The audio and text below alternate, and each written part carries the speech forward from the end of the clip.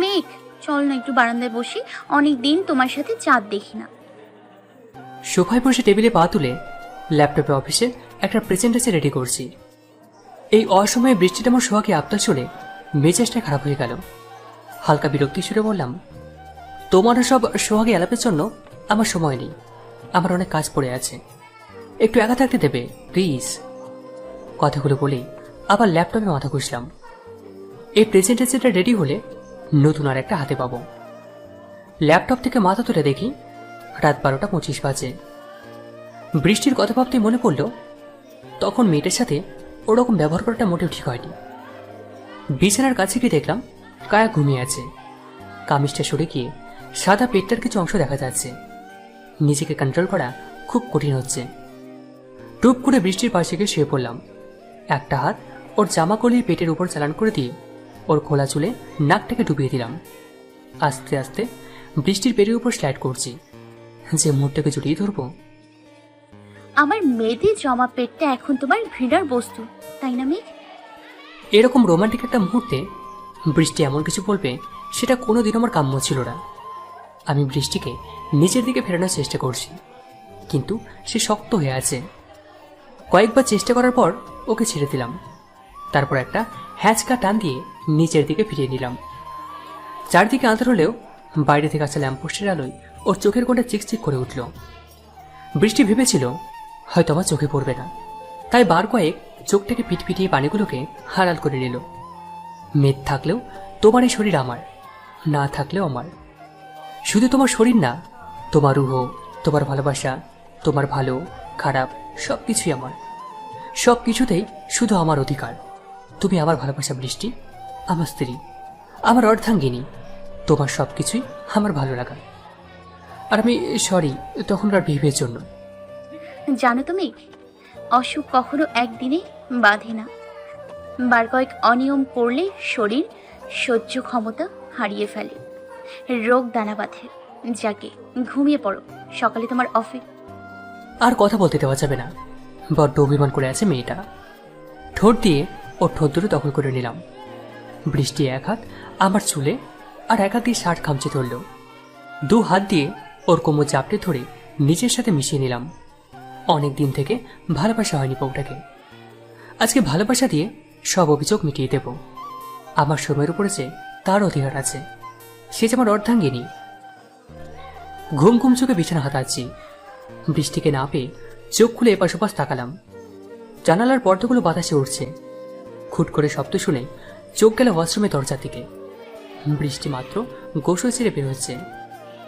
হালকা হাতে তোয়ালা দিয়ে আঙুল গলিয়ে চুলের পানি মুছছে। হয়তো ভেবেছিল আমি ঘুমিয়ে আছি, তাই বিছানার সামনে দাঁড়িয়ে চুল ঝাড়তে লাগলো।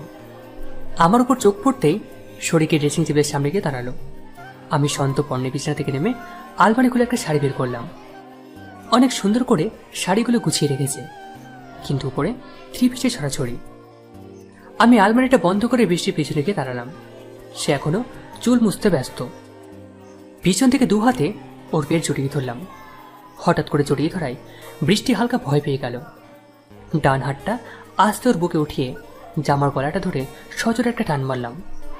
হঠাৎ হ্যাঁচকা টান পড়ায় জামার অনেকটাই ছিঁড়ে গেছে। বৃষ্টি আমাকে ধাক্কা দিয়ে সরিয়ে দিল। তোয়ালেটা বুকে জড়িয়ে চেঁচিয়ে উঠল, তুমি কি পাগল হয়ে গেছো? আমি শান্ত দৃষ্টিতে বৃষ্টি দিকে চেয়ে ব্লাউজ আর পেটিকোটটা গিয়ে দিয়ে বললাম, চেঞ্জ করে আসো। বৃষ্টি কোনো কথা বলল না। আমার হাত থেকে কাপড়গুলো নিয়ে ওয়াশরুমে চলে গেল। 5 মিনিট পর বৃষ্টি গায়ে তোয়ালে জড়িয়ে বেরিয়ে এলো। আমি বিছানা থেকে শাড়িটা তুলে বৃষ্টিকে পড়াতে শুরু করলাম। শাড়ির কুচি কুচতে গিয়ে ওর পেটে আলতো করে একটা চুমু দিলাম। বৃষ্টির চোখ পুচে চুপচাপ দাঁড়িয়ে আছে। আমি ওর কোমর জড়িয়ে আরও বেশ কয়েকটা চুমু খেয়ে আঁচলের দিকে এগোলাম। একটা কথা খুব ভালোভাবে মনে পড়ছে, বৃষ্টি শাড়ি পরতে পারে না। ও অনেকবার শাড়ি পরা শিখতে চেয়েছিল, কিন্তু আমি দিইনি। আমার ইচ্ছা ছিল আমি নিচে হাতেকে শাড়ি পরাবো। কুচি গুছিয়ে দেবার বাহানায় ওর মেয়েধীন পেটে ঠোঁটে ছোঁয়া দিতে পারবো। সেজন্য কখনো ওকে নিচে শাড়ি পরতে দিলাম না। বিয়ের পর 6 মাস যখনই ও শাড়ি পরতো, আমি তখন ওকে শাড়ি পরিয়ে দিতাম। কিন্তু হুট করে একদিন অফিস যাওয়ার সময় ও জেদ ধরে বসলো ওকে শাড়ি পরিয়ে দিতে হবে। এদিক অফিসে সেদিন ইম্পর্টেন্ট মিটিং ছিল। একে তো দেরি, তার উপর বৃষ্টির অহেতুক পায় না। রাগে ওর মুখে শাড়ি ছুঁড়ে মেরে চলে যায়। তারপর থেকে আর ওকে একদিনও শাড়ি পরতে দেখেছি বলে মনে হয় না। পরবেই বা কি করে, সে তো শাড়ি পরতে জানে না। আঁচলটা ঠিক করে আবার ওকে তুলে বসিয়ে দিলাম, চুলগুলো আছড়ে দিলাম যত্ন করে। বৃষ্টি আয়নাতে আমাকে দেখছে, ওর চোখ দুটো টলমল করছে। আমার হাতটা চেপে ধরে বলল, এত ভালোবেসো না প্লিজ, সহ্য হবে না। বলেই বৃষ্টি উঠে চলে গেল। আমি জানি বৃষ্টি কেন এমনটা বলছে। ওই ভয় পাচ্ছে হয়তো আমি আবার ওকে অবহেলা করব, কিন্তু আর না। কাজের নেশায় এতটা বোধ হয়েছিলাম যে আমার অস্তিত্বকেই আমি ভুলে গেছি। ফ্রেশ হয়ে ডাইনিংয়ে চলে গেলাম। মা আগেই নাস্তা সেরে নিচে রুমে চলে গেছেন। বৃষ্টি আমার জন্য প্লেট সাজাচ্ছে। তুমি খাবে না? আগে তুমি খাও, আমি পরে খেয়ে নিব। না, এখনই খাবে। বসো, আমি খাই দিয়েছি। হাত ধরে বৃষ্টিকে আমার পাশে চ্যাটাতে বসিয়ে দিলাম। নিজের হাতে তুলে ওকে খাইয়ে দিয়েছি। ও অপলকভাবে আমার দিকে তাকিয়ে আছে। খাওয়া শেষে বৃষ্টি প্লেটগুলো নিয়ে চলে গেল। আমি গাড়ি নিয়ে বেরিয়ে পড়লাম মার্কেটের উদ্দেশ্যে। শাড়ির দোকান থেকে শাড়ি কিনে বের হব, এমন সময় নজর গেল পাশের একটা জুয়েলারি দোকানের দিকে। বিয়ের পর থেকে আজ পর্যন্ত একটা সোনাও কিনে দেওয়া হয়নি বৃষ্টিকে। সারাদিন বাড়ির কাছে ব্যস্ত সে, অথচ এই আমি ওকে বলেছিলাম ওকে রাজরানীর মতো করে রাখবো, সামান্য ওকে কষ্ট পেতে দেবো না। কথাগুলো ভেবেই একটা তাচ্ছিলের হাসি পড়ে উঠল ঠোঁট জুড়ে। দরজা ঠেলে দোকানে ঢুকলাম। এই শেড ওই শেড দেখতে দেখতে চোখ গেল একটা লাল পেন্ডেন্টের উপরে। এগিয়ে গিয়ে সেলসম্যানকে বললাম ওটা দেখাতে। প্রাইসটা দেখে চক্ষু চড়ক গাছ, 1,00,000 টাকা। কারণ জিজ্ঞাসা করতেই সেলসম্যান বলে উঠলেন,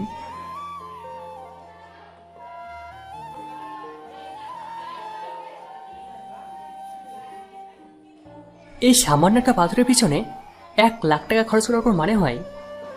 টাকা তো উড়ে আসে না, রাত দিন পরিশ্রম করতে হয় টাকা উপার্জনের জন্য। পেন্ডেন্টটা ফেরত দিয়ে শোরুম থেকে বেরিয়ে এলাম।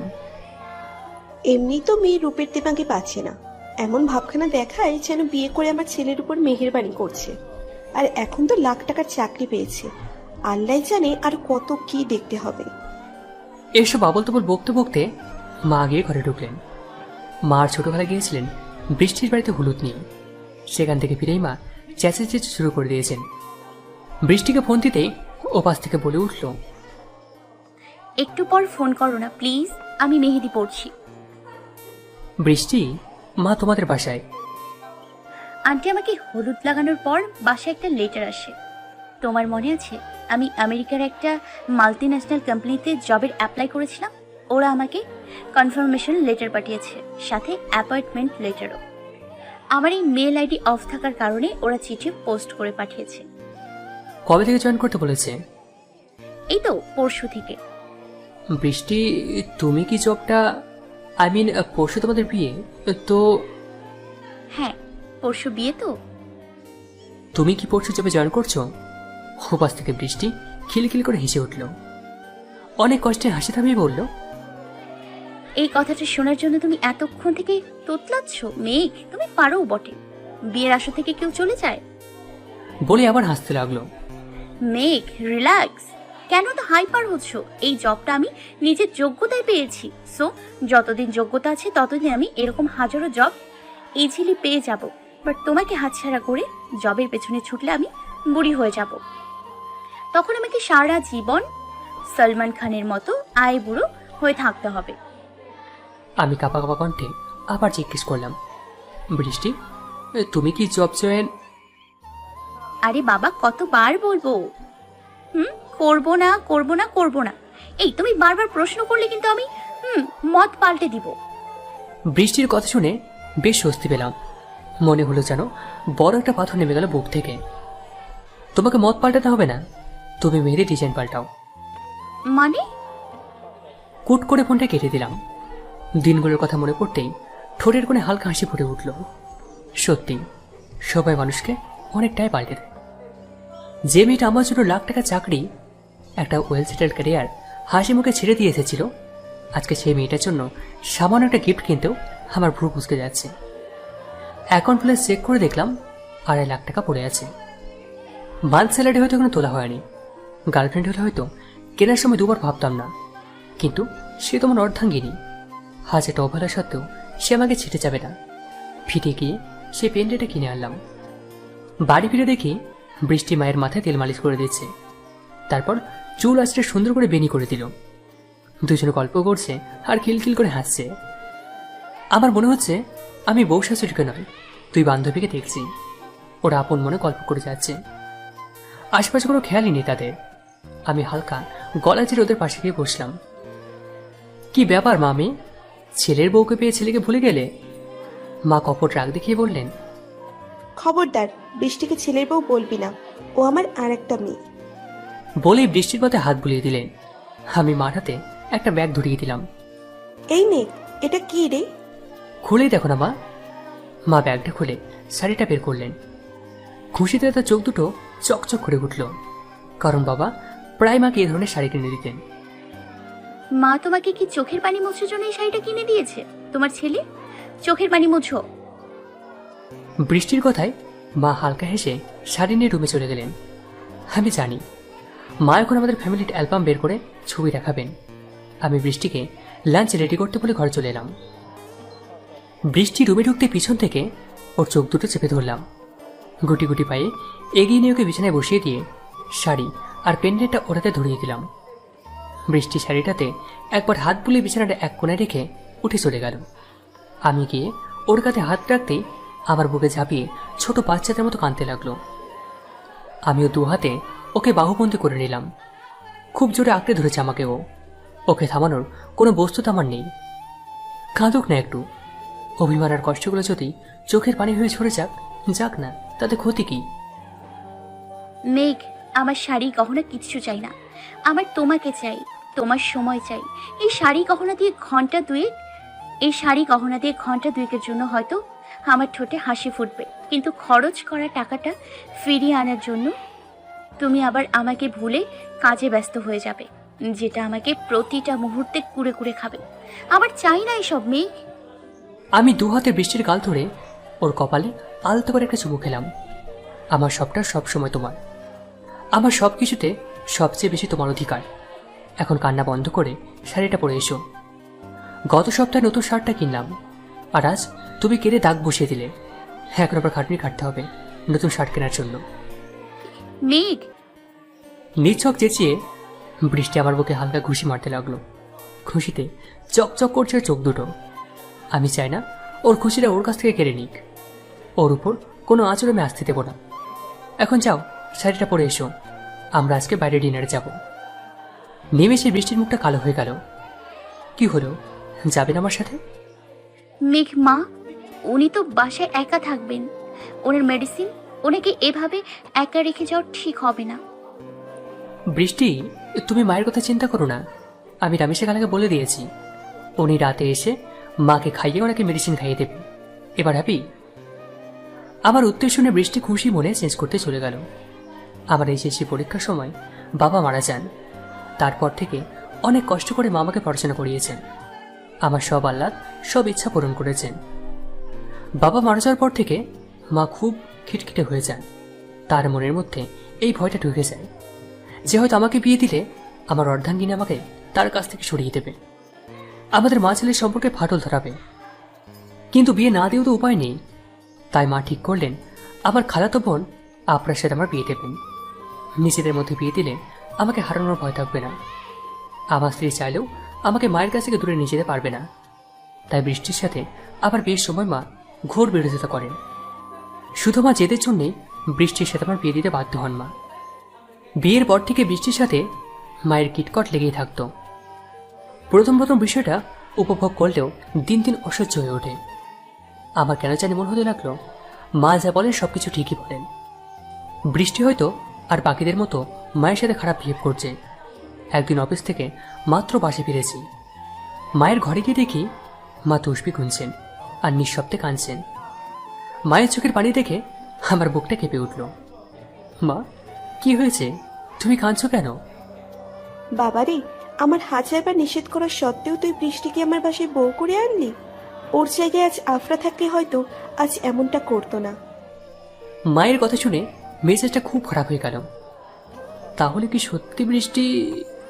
মা, কি হয়েছে বলবে আমাকে? সকালে বৃষ্টিকে বলেছিলাম সরিষা বাটা দিয়ে ইলিশ মাছ রান্না করতে। তোর বাবার খুব পছন্দের ছিল।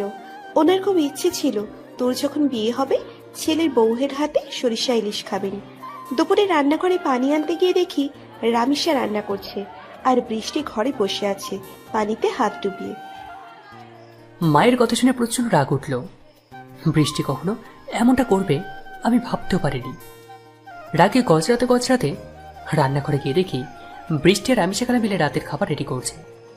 রান্নাঘরে ঢুকেই চেঁচামেচি শুরু করে দিলাম। তোমার কাছ থেকে এটা আশা করিনি বৃষ্টি। বিয়ের আগে তোমাকে প্রতিদিন বাড়িতে বাড়িতে করে নিজের হাতে রান্না করে খাবার আনতে, আর এখন মা খেতে চেয়েছেন, হ্যাঁ সে সামান্য রান্না করার সময় নেই তোমার। বেশ কিছু কথা শুনিয়ে দিলাম বৃষ্টিকে। এত কিছুর মধ্যে বৃষ্টি একটু শব্দ করেনি। আমি রান্নাঘর থেকে চলে আসবো। এমন সময় রামি সকাল বৃষ্টিকে জিজ্ঞাসা করে উঠল, আফামনি, আপনি ভাইজানরে বলেননি সরিষা আপনার অ্যালার্জি? রামি সকালের কথা শুনে আমি থমকে গেলাম। পিছন ফিরতেই আমার জিজ্ঞাসা দৃষ্টি দেখে রামি সকাল আমাকে বললেন, ভাইজান, আপনি জানতেন না বৃষ্টিমণি সরিষা অ্যালার্জি? কত করে কইলাম শুনলই না। সরিষা বাড়ি মাছে মাখায়া যাইতে যাইয়া হাত ফুললা লাল হয়ে গেছে, চুলকাইতে চুলকাইতে হাতে চামড়া চিরাই ফেলাইছে। বেচারি তো দুপুরের ভাতটাও খাইতে পারে নাই। আমি কইলাম খালাম্মারে কইয়া নয় অন্য তরকারি আনদে, কে কুশনে কার কথা। আমি হাঁ হয়ে রামি সকালের কথাগুলো হজম করছি। বৃষ্টির যে সরিষার অ্যালার্জি এটা আমার অজানা নয়। এত একটা ইম্পর্টেন্ট একটা বিষয় কিভাবে মাথা থেকে বের হয়ে গেল আমি ভেবে পাচ্ছি না। চুপচাপ মাথা নুয়ে সেখান থেকে চলে আসলাম। নিজেকে খুব ছোট মনে হচ্ছিল। আমি এত কথা বলেছি, কিন্তু বৃষ্টি হাসি মুখে সবটা সয়ে গেছে। আমি জানি ওর হাসিটার পিছনে হাজারো কষ্ট অভিমান লুকিয়ে আছে। এই মেঘ, কি হলো? শাড়িটা পরিয়ে দাও না প্লিজ। কতক্ষণ এভাবে দাঁড়িয়ে থাকবো? বৃষ্টির কথা ওর হাত থেকে শাড়িটা সরিয়ে ওর হাত দুটো মেলে দেখলাম। গোলাপের পাপড়ি তুমড়ে তুমড়ে যেমন কালচে বর্ণ ধারণ করে, ঠিক ওর হাত দুটো ওরকম অবস্থা হয়ে আছে। হাতের গোলাপি নখগুলোতে কালি জমে আছে, অথচ ওর গোলাপি নখের জন্যে ভার্সিটির সব মেয়েরা ওকে হিংসে করত। রেডি হয়ে বৃষ্টিকে নিয়ে বেরিয়ে পড়লাম। ওকে রিক্সা নিয়ে আজ পুরো শহর ঘুরব। আকাশি রঙের শাড়িতে বৃষ্টিকে নীল আকাশের মতো লাগছে। আকাশের বিশালতা যেন পুরোটা ধারণ করেছে সে। হালকা হাতে খোপার কাঁটাটা খুলে দিলাম। সাথে সাথে এক রাশি চুল ছড়িয়ে পড়ল ওর পিঠ জুড়ে। বৃষ্টি কটকট করে আমার দিকে তাকাচ্ছে। আমি ভান ধরে আছি যেটা কিছুই জানি না। পুরোটা সন্ধ্যা বৃষ্টিকে নিয়ে ঘুরে ডিনার শেষ করে বাসায় ফিরলাম। বাসায় ফিরে বৃষ্টি দৌড় মারল মায়ের রুমের দিকে, হাতে দুটো হাওয়াই মিঠাই। মায়ের কাছে গিয়ে মাকে একটা হাওয়াই মিঠাই ধরিয়ে দিল। দুই মা মেয়ে গল্প করছে আর খিলখিল করে হাসছে। আমি ওদের বিরক্ত না করে রুমে চলে আসলাম। আমি জানি বৃষ্টি গল্প শেষে মাকে ঘুম পাড়িয়ে তারপর রুমে আসবে। বৃষ্টির সাথে মা কখনো খিটখিট ব্যবহার করেনি। মা শুধু এই ভয় থাকতেন বৃষ্টি তার কাছ থেকে তার ছেলেকে দূরে না সরিয়ে দেয়। কিন্তু মায়ের সব ভুল ধারণা দূর হয়ে যায় আপনার বিয়ের সময়। একমাত্র ভাগ্যের বিয়েতে মাকে 1 সপ্তাহ আগে যেতে হয়েছিল। বিয়ে বাড়িতে অনেক কাজ, খালা একা হাতে কত দিক সামলাবে। আমার অফিসের কাজের জন্য আমার যাওয়া হয়ে উঠল বিয়ের দিন। বিয়ে বাড়ির প্রতিটা কাজ বৃষ্টির সাজসন্ধে করছিল, যেন সে বাড়ির মেয়ে। আপনাকে সাজানোর দায়িত্ব ছিল মা আর বৃষ্টির উপর। দেরি হয়ে যায় ভেবে মা বৃষ্টিকে পাঠিয়ে দেন রেডি হতে। এদিকে আতশবাজি পড়ে আগুন লেগে যায় আপনার ঘরে। মা কোনো মতে আপনাকে ঘর থেকে বের করতে সক্ষম হলেও নিচে আটকা পড়েছেন আগুনের উত্তাপে। বৃষ্টি যতক্ষণ রেডি হয়ে এসেছে পুরো ঘরে আগুন ছড়িয়ে পড়েছে। দাউ দাউ করে জ্বলছে সবকিছু। ধোঁয়ার অক্সিজেনের অভাবে মায়ের দম বন্ধ হয়েছে উপক্রম। সবাই হাঁ হয়ে তামাশা দেখছে। দু একজন পানির বালতি নিয়ে ছোড়াছুটি করছে। হুট করে বৃষ্টি সবার চোখ ফাঁকি দিয়ে রুমের মধ্যে ঢুকে পড়ে। কোনো রকমে মাকে ঘর থেকে বের করে আনলেও আগুনের ফুলকা উড়ে এসে পড়ে বৃষ্টির শাড়িতে। নিমেষে জ্বলে ওঠে বৃষ্টির শরীর। মায়ের ফোন পেয়ে আজ রাস্তা থেকে ছুটেছে হসপিটালে। আমাকে দেখে মা আমাকে জড়িয়ে ধরে সবটা বলতে লাগলেন। অজরে কেটে যাচ্ছেন মা। বাবা মারা যাওয়ার পর প্রথম তাকে বেদর কাঁদতে দেখলাম। আমি সবটা শুনে মুহূর্তে যেন পাথর হয়ে যায়। প্রচন্ড অসহায় লাগছিল নিজেকে। আমি থেকে থেকে মায়ের দিকে অসহায়ভাবে তাকাচ্ছি। মা আমার অবস্থা থেকে আঁচলে মুখ লুকিয়ে অনেকটাই কাঁদছে। যে বৃষ্টিকে এবার সহ্য করতে পারতেন না, আজকে সে বৃষ্টির জন্য মা কেঁদে ভাসাচ্ছেন। প্রায় 1.5 দিন পর জ্ঞান ফিরে বৃষ্টির। ধীর পায়ে আগাচ্ছি আমি। ডক্টর বলেছেন বৃষ্টির শরীরের খুব বেশি আশঙ্কা না পড়লেও ক্ষতগুলো বেশ গভীর, যে কোনো সংক্রামক রোগে সহজে আক্রান্ত হতে পারে। বৃষ্টির কাছে গিয়ে ওর মাথায় হাত রাখতেই পিট পিট করে চোখ খুলে বলে উঠল, মেঘ, মা কোথায়? উনি ঠিক আছেন তো? বলো না মেঘ, চুপ করে আছো কেন? আমি হালকা মাথা নাড়লাম। ওর চোখে মুখে স্বস্তির হাসি ফুটে উঠল। আমি বুঝতে পারছি আমার চোখগুলো ঝাপসা হয়ে আসছে, কান্না তলা পাকাচ্ছে গলায়। ভাঙা গলায় জিজ্ঞেস করলাম, তুমি তো বাইরে ছিলে, কি দরকার ছিল যেতে আগুনে যাবার? বৃষ্টি মুচকি হেসে কি দরকার ছিল যেতে আগুনে যাবার? বৃষ্টি মুচকি হেসে বলল, মেঘ জানো, তোমাকে অনেক বেশি ভালোবাসি, আর তোমাকে পেয়েছি মায়ের কারণে। আমার জীবনের সবচেয়ে বেস্ট গিফট মা আমাকে দিয়েছে, তার জন্য আমি ওনার কাছে চিরকৃতজ্ঞ থাকব। এর জন্য যদি আমার এই কাজ আবার করতে হয়, আমি হাসি মুখে করব। আমি আর সেখানে থাকতে পারিনি, উঠে চলে আসবো। হঠাৎ চোখে পড়ল মা পর্দার আড়াল থেকে সবটা দাঁড়িয়ে শুনছেন। মায়ের দিকে তাকাতে টুপ করে এক ফোঁটা পানি গড়িয়ে পড়ল চোখ থেকে। 1 সপ্তাহ পর বৃষ্টিকে হসপিটাল থেকে ডিসচার্জ দেওয়া হয়। মা সারাক্ষণ বৃষ্টির পাশে এসে বসে থাকতেন, তার সেবা যত্ন করতেন। আমি চেষ্টা করতাম বৃষ্টির সাথে থাকার, কিন্তু অফিসের কারণে তা হয়ে উঠত না। তবুও যথাসাধ্য চেষ্টা করতাম ওকে সবসময় দেখার জন্য। আমি ওর পাশে গিয়ে বসলে আমার বুকে গুটি গুটি মেরে ঢোকার চেষ্টা করত। ওকে স্পর্শ করতেও আমার ভয় লাগত। জায়গায় জায়গায় ক্ষতগুলো প্রতিটা মুহূর্তে এক অবর্ণনীয় কষ্ট দিত। মাস 5 পর বৃষ্টি অনেকটাই সুস্থ হয়ে উঠল। মা খাওয়া দাওয়া ছাড়া প্রতিটা সময় বৃষ্টির সাথে থাকতেন। নিচের মেয়ের চেয়েও বেশি ভালোবাসতে শুরু করলেন বৃষ্টিকে। একদিন আমাকে ডেকে মা বললেন, মেঘ, সেদিন যদি তুই জেদ করে বৃষ্টিকে বিয়ে না করতি, তবে হয়তো আমি আজকে একটা মেয়ে পেতাম না। আমার খুব ইচ্ছে ছিল তোর একটা ছোট বোন থাকবে, কিন্তু আল্লাহ তখন আমার সেই ইচ্ছে পূরণ করেননি। আজ করেছেন, বৃষ্টিকে তিনি আমার মেয়ে হিসেবে পাঠিয়েছেন। তোমার কি বিছানা বালিশ আজ বাথরুমে পাঠিয়ে দিব? ওয়াশরুমের বাহির থেকে বৃষ্টির গলা শুনতে পেলাম। শাওয়ারটা অফ করে বেরোতে বৃষ্টি চেঁচিয়ে উঠল, বুড়া হয়ে গেছে, তাও লজ্জা সরম কিচ্ছু নাই, খালি একটা টাওয়াল পরে ঘরের কি দরকার? বলি, কাপড়ের সাথে এত শত্রুতা কেন তোমার? আমি কপর রাগ দেখে বৃষ্টিকে জড়িয়ে ধরলাম। কি? আমি বুড়া? আমি বুড়া? তাহলে তুমি কি? তাহলে তুমি বুড়ি, থুড়থুড়ি বুড়ি বলেই দাঁত কেলাতে শুরু করলাম। বৃষ্টি এবার রাগে লাল হয়ে বলল, কি? আমি বুড়ি? তুমি বুড়া? আমি বৃষ্টির কোমর জড়িয়ে ধরে একটা ভেলকি মার হাসি দিয়ে বললাম, আমি গুলগুলো পোড়া, তাই না? তাহলে তো এই বুড়া শক্তি দেখতেই হয়। বৃষ্টি আমার কথা শুনে লজ্জায় লাল হয়ে গেল। ও ছাড়ানোর চেষ্টা করছে, কিন্তু আমি ওকে আরো শক্ত করে জড়িয়ে ধরলাম। তারপরের পাতাগুলো ফাঁকা। ডায়েরিটা আরেকবার শুরু থেকে উল্টে পাল্টে দেখলো রেওয়াজ, কিন্তু একটা বড় খুঁজে পেল না। এত কিছুর পরেও মেয়েটিকে ভুলে গেলি?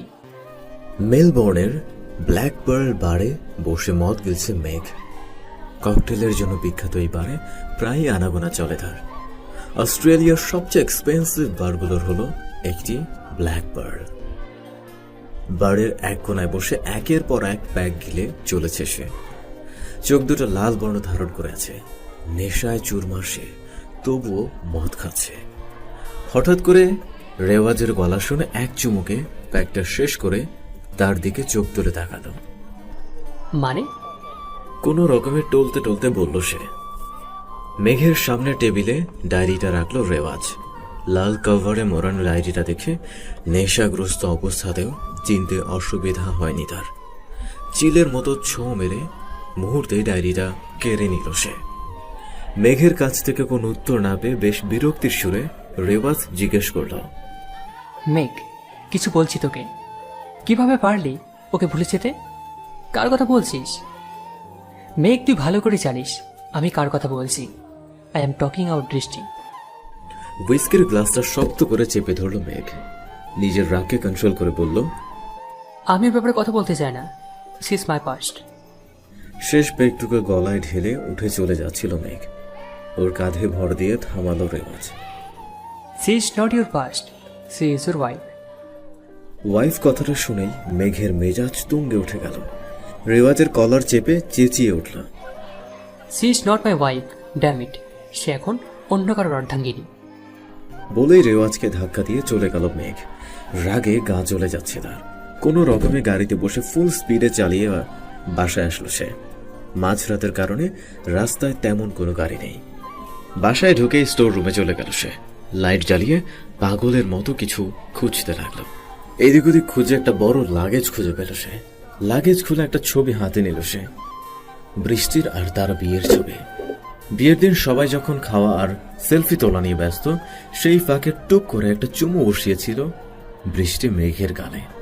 তাদের অজান্তেই মুহূর্তটা ক্যামেরা বন্দি করেছিল বৃষ্টির এক বান্ধবী।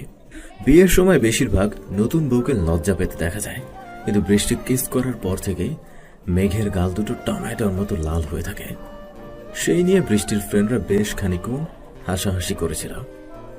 স্মৃতিগুলো মনে করেই অজান্তে হেসে ওঠে মেঘ। ছবিটা বুকে জড়িয়ে অঝরে কেঁদে যাচ্ছে সে। কেন ছেড়ে চলে গেলে বৃষ্টি? কি কমতে ছিল আমার ভালোবাসায়? কেন এমনটা করলে তুমি? টাকার স্ট্যাটাস কি এত বড় হয়ে গেল তোমার কাছে? আমার ভালোবাসা তোমার চোখে পড়লো না কেন বৃষ্টি, কেন? রাগে জোরে ছবিটা আছাড় মারল মাটিতে মেঘ। সাথে সাথে ফ্রেমে থাকা কাঁচ ভেঙে টুকরো হয়ে গেল। এগুলো শুধু কাঁচের টুকরো না বৃষ্টি, এগুলো আমাদের সম্পর্ক। এই কাঁচের টুকরোগুলো যেমন জোড়া লাগানো যাবে না, আমাদের সম্পর্কটাও কোনো দিন জোড়া লাগানো যাবে না। I hate you Brishti, I hate you. রাগে গজগজ করতে করতে বেরিয়ে আসলো মেঘ। দু একটা কাঁচের টুকরো পায়ে ঢুকে রক্ত ঝরছে টক টক করে। টলতে টলতে কোনো রকমে বেডরুমে এসে পৌঁছালো মেঘ। নেশা মাথায় চড়ে গেছে তার। এতক্ষণ অনেক কষ্টে নিজেকে ধরে রেখেছে সে। বুকের মধ্যে তীব্র ব্যথা হচ্ছে তার। বিছানায় মুখ থুবড়ে ঢলে পড়ল সে। ব্যথাগুলো চোখের পানির সাথে মিলিয়ে ধুয়ে যাচ্ছে। ঠোঁট শুধু একটা শব্দ উচ্চারণ করছে, বৃষ্টি। রাত পেরিয়ে ভোরের আলো চারিদিকে ফুটে উঠছে। পাখিরা উড়ে চলছে নিজ ঠিকানায়। সোনালি আভা চোখে পড়তে চোখ কুঁচকে নিল মেঘ। কাল রাতে বেশ করে মদ গিলেছে সে। মাথা ভার হয়ে আছে তার। উঠতে গিয়ে পায়ের ব্যথায় কেঁকিয়ে উঠল। মাথায় হাত দিয়ে উঠে বসতেই পাশে জ্যাকসন আঙ্কেল লেবু পানি হাতে দাঁড়িয়ে আছেন। জ্যাকসন আঙ্কেলকে দেখে মেঘ বলে উঠল, মাথাটা খুব ধরেছে আঙ্কেল, কালকে রাতে হয়তো একটু বেশি হয়ে গেছিল।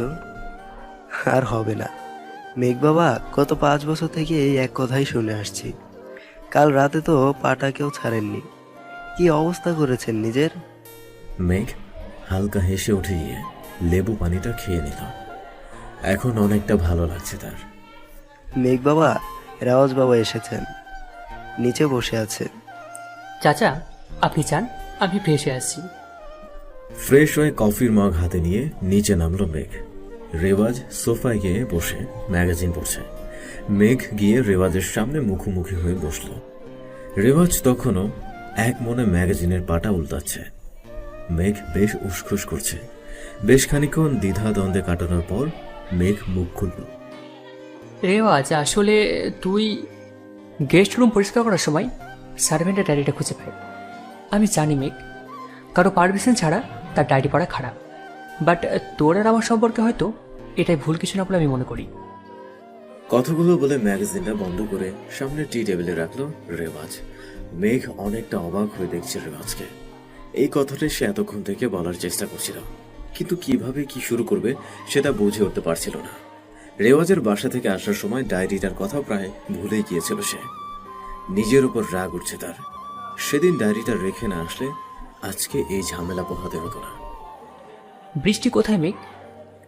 রেওয়াজের কথা শুনে থমকে গেল মেঘ। মনে মনে এমন কিছুরই আশঙ্কা করছিল সে। বৃষ্টির ব্যাপারে কোনো কথাই সে তুলতে অনিচ্ছুক। চাচ্ছে না সে তার অতীতকে মনে করতে। প্রসঙ্গ পাল্টানোর জন্য বলে উঠল, তুই বস, আমি জ্যাক আঙ্কেলকে বলছি ব্রেকফাস্ট রেডি করার জন্য। কথাটা বলে উঠে চলে যাচ্ছিল মেঘ। পেছন থেকে রেওয়াজের গলা শুনতে পেল, আমি ব্রেকফাস্ট করার জন্য আসিনি মেঘ, আমি তোর আর বৃষ্টির ব্যাপারে জানতে চাই।